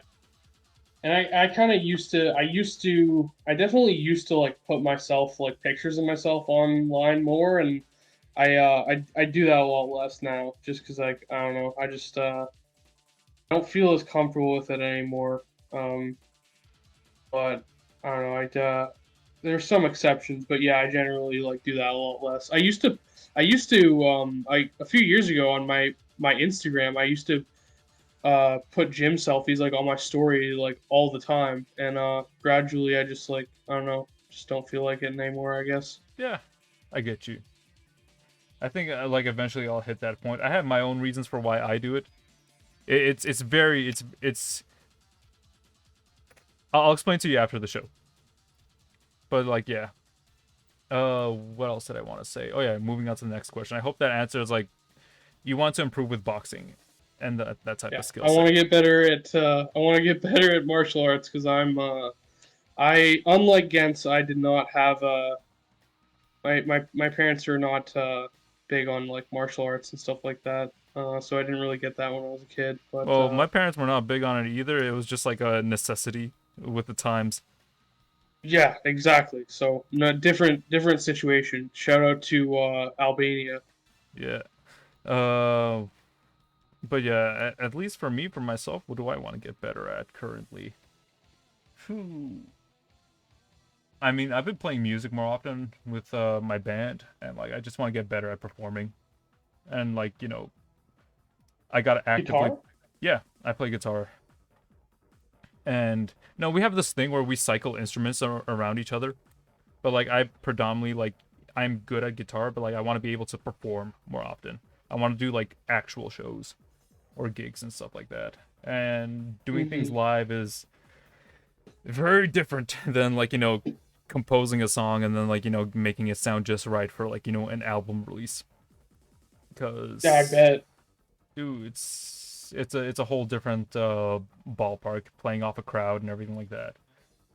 And that's something that I really want to get better at. I want to do mural work also, like actual murals, because I feel like that's I want to go back to some more traditional art rather than like sticking to digital, and I want to do like traditional style murals or maybe like graffiti murals, like spray paint aerosol murals, Mm-hmm. and this building that I'm designing currently that's gonna go up like I think next year. I'm gonna have a wall in it dedicated where like I can just paint on it, and like that's what I'm gonna be using for practice for a while before I feel comfortable like going to other places, or maybe offering mural services for like businesses in New York City. That's something that I'm like interested in, like giving back to the community with like art. Yeah, wow, that would be really sick. But yeah, that's in the future though. For right now, I'm just like focusing on like the things that I have at hand. What else? Another question. Oh, at Zyoluax asks, what era of the internet do you feel was the most creative era? Ooh, this is a fun one. Yeah, that's a really good question. So What I'm gonna era let of the internet was the most creative? I'm gonna let you handle this one. I mean, yeah, like I wouldn't say like in terms of like pop culture, my favorite stuff is like late 90s, early 2000s, right? But in terms of internet culture, I feel like anywhere between like yeah, anywhere between like '05 and like 20 like 10. Like '05 like 2000 basically like yeah, mid 2000s to like early 2010s. Um in terms of like the internet, like that's when all my favorite stuff happened. That's when like yeah, that's when all my favorite stuff happened. Like because I mean web comics are cool, but I really was just a big fan of the stuff that was going on like so much the most fire stuff from like Newgrounds and the stuff that really like laid the blueprint for like independent animation online happened in the late 2000s on Newgrounds. Yeah, I feel like the most legendary stuff comes from that era, and I also really like it because there was stuff like Neopets and Club Penguin and just sort of proto social media that had seems like it had more creativity and sort of more originality behind it to where people were really trying to create like a stylized VR or like a world that you could like participate in. yeah. Um, and I think in particular like Neopets, like there was something so there's something so I don't know, really beautiful about Neopets to me. Like I really like that. And like Gaia Online Oh was yeah, sick yeah, too. yeah. Like that aesthetic and yeah, those aesthetics are so cool. Because like it was not as standardized as things are now. Like things are more funneled into like a shoot or Mm-hmm, like a cat like things are like funneled into like categories now, I feel like. And I feel like in that era of the internet it was harder to categorize things as like, is this a game, is it an art medium, is it a forum, like there was more like blurring of the line between those things. And like but yeah, that was, I mean, yeah, that was super creative. And but like I don't know, in terms of like, in terms of memes, I feel like memes are like, that's the one thing that to me is like a lot more advanced now. Where if you look at memes from like 2008 or whatever, like they're so simplistic, you know what I mean? Like yeah. um they're just so simple and like so one dimensional. And the memes now are, I feel like that's the almost the only thing that's become truly more advanced and like better in my opinion Meme is just straight culture. up like the memes. Like there's just the memes. Like the Yeah. memes are a lot more developed as like a form of satire now. Hmm. And yeah, that would be my take on it. But I you know, feel like obviously it's just my opinion. I feel like memes nowadays, they've developed their own like language and culture around them. Like this is like people can interact with each other and like have like conversations using memes as like a template. Yeah. And like I feel that's like really bizarre because that was never the case like way back in the day. Like maybe like 2010 when you had the variant of Advice Dog, that like type of like Yeah. template where I feel like also memes are more like, this is gonna sound insane to say, but I feel like they're more archetypal and meaningful now than yeah. they were when they first started. Like when memes first started, there was a lot more like randomness and things that are just silly for their own sake. And now like if you think of like the Giga Chad, like the Giga Chad is like, it's like this projection of like masculine, it's like comically masculine strength and like superiority basically. And it's like inborn like genetic superiority where you're saying like, my opinion or my taste in like waifus or whatever is like this 7 foot tall guy with like this huge chiseled jaw, like that. But that's, I feel like that speaks to something more deeply in human psychology than Spork or like, or you know what I mean, like to Penguin of Doom, Oh yeah, like yeah. I love that stuff. I think it's really funny, and I think that people should start typing like that and listening to Broken Side. Like I feel like people should start doing that again, like using letters as or using numbers as letters and stuff. Like I think that's really funny. But um to be honest, like the Giga Chad and some of the stuff that's around now is I feel like it's speaking to something deeper in our psychology. That's an interesting. I mean, like the whole point of memes is an I easy. know that sounds fucked to No, say, but yeah, yeah, I yeah, get you.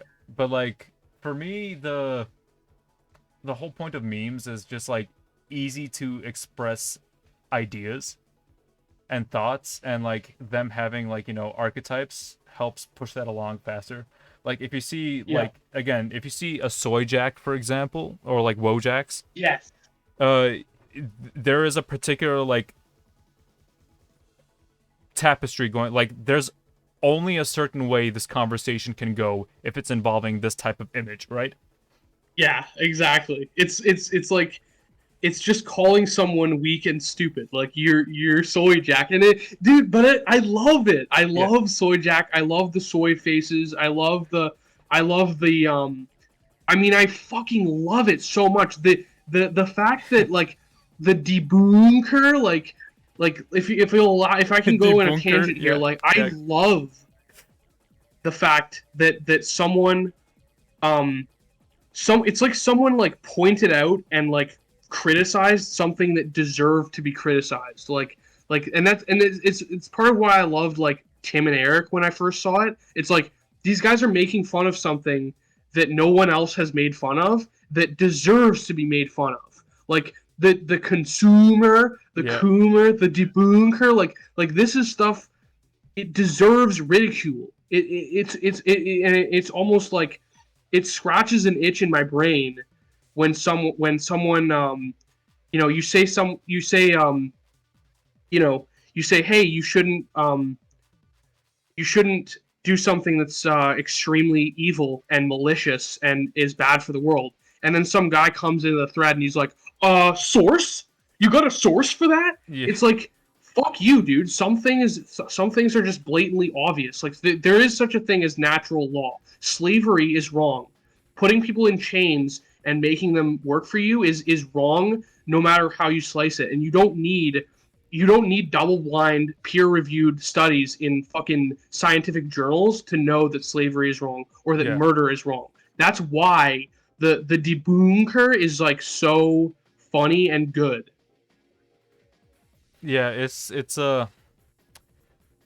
Again, the point of like, the thing with memes nowadays is like they convey complex ideas and thoughts very quickly. And Mm-hmm. just because like you've seen this thing like applied in so many different places and like in different iterations, your mind can autofill like, what the point of the meme is trying to like convey. And I think that's like, the beauty of memes. But I feel like people should not over rely on like memes.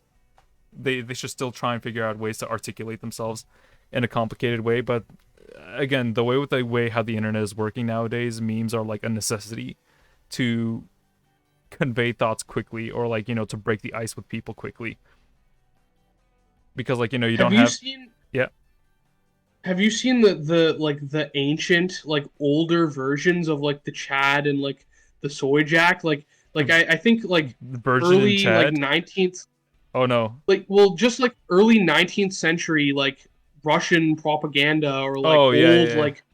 old propaganda posters and comic books and strips and stuff like that. Like they literally had the exact same thing. Like, my opinion is a big, strong, handsome guy, and your opinion is like a weak, dumb, like simpleton. Like Oh they yeah. had the exact same thing, right? Straw manning. I mean, like that's been in Yeah. comics forever, for a literal long amount of time.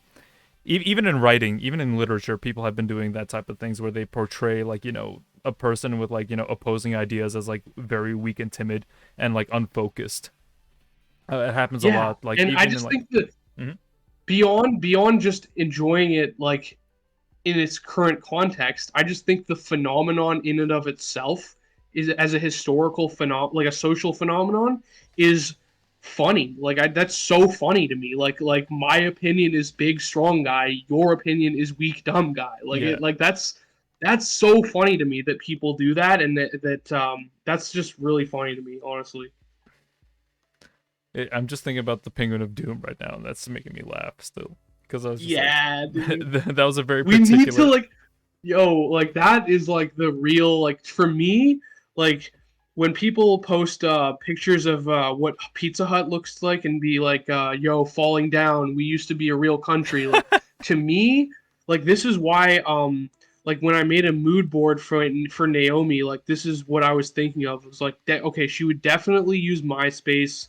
She would definitely be listening to like Asking Alexandria. She Yeah, would yeah, yeah, yeah. definitely like all this stuff, and she would definitely be like Penguin of Doom, like that. And that's really like that separated her from Elizabeth. Like they're both kind of goth girls, Hmm. but Elizabeth is like in her mid 30s. She's a fucking attorney. She's like a way more serious, like grown adult person, and she's like an office lady. She's like a fucking lawyer. She's a criminal prosecutor, and Naomi is like a literally like 20-year-old like dope, like doesn't know anything. She's a cat burglar basically. She Right, like right, right. steals from people's houses and is like a total scumbag, like punk.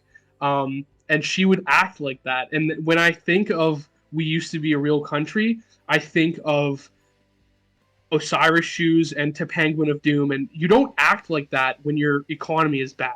Like you don't dress like that and act like that, and go rar XD when your civilization is declining. You Yeah. do it at the peak of the civilization because you're so culturally and financially stable that you can do stupid crap like that. That stuff isn't around anymore because of continuous social decay and financial strife that we're all subjected to. We just have so much less innocence and so much less, you know, Penguin of Doom. Like that's the only way that I can like describe it. Is like Yeah. Penguin of Doom. That specific era of like, online Invader Zim. personality. Yeah, Invader Zim. That's kind of like that. Yeah, I mean, it still exists in like little it pockets. still exists. But we like that's part of my project is like really just like yo we have to return with the V like for the U like to fucking that. No, that's very fun. But yeah. I think that's it for the night. I need to like put a cap on this cuz like it's past midnight Yeah, right that now. does it up. That Yeah. does it up. It looks like, hey man, I gotta say before we end this, Mhm. we murked it this time. We did it right. We did it correctly. All right. We like the just forget about the last one. This one was the true. This was the Chad, Gents and Fang Dangler. This was the Gents and Fang Dangler conversation that defines it and really that people wanted and needed and Yeah. deserved. This is true Fang and against talk time. But yeah. Th- 100%. Thank you for coming on the show tonight. Thank you for everybody tuning in. I'm going to be posting this on YouTube if you missed any part of this conversation. And also, like, again, you missed it, but like, I was doing like some like featured art reviews on Newgrounds before you came on. And Oh, I'm gonna check it out. that was a fun time. And I'm gonna be all over it. people are gonna see on YouTube what I was particularly discussing, and the stuff that I liked, and like the things I was like commenting on for different artists. But yeah, thank you for tuning in. Thank you, Fang, Adriel. If for anybody listening, again, if you want to check it out, go to lamb_studio at lamb studio on Twitter to check out the Cassandra Complex. Otherwise, you can check out Fang over here on Fang Dangler. And let me see like the actual like because like you have like a very particular way that your at is handled on Twitter. It's just underscores on either side. Yeah, okay. So Fang Dangler with underscores on each side of Fang Dangler. So @_ Fang Dangler _. But yeah. I appreciate it so much, man. Thank you again. Hope to kill it once more in the future. And yeah, I really much appreciate it. Much love, man. I Yeah. consider you like a great friend, and I want to say that publicly this time for Oh, sure. same here. No, you are one of the realest ones out there currently, and I'm glad to have you on and have your thoughts on things aired publicly. Anyways, that's it for the show. Adios, amigos.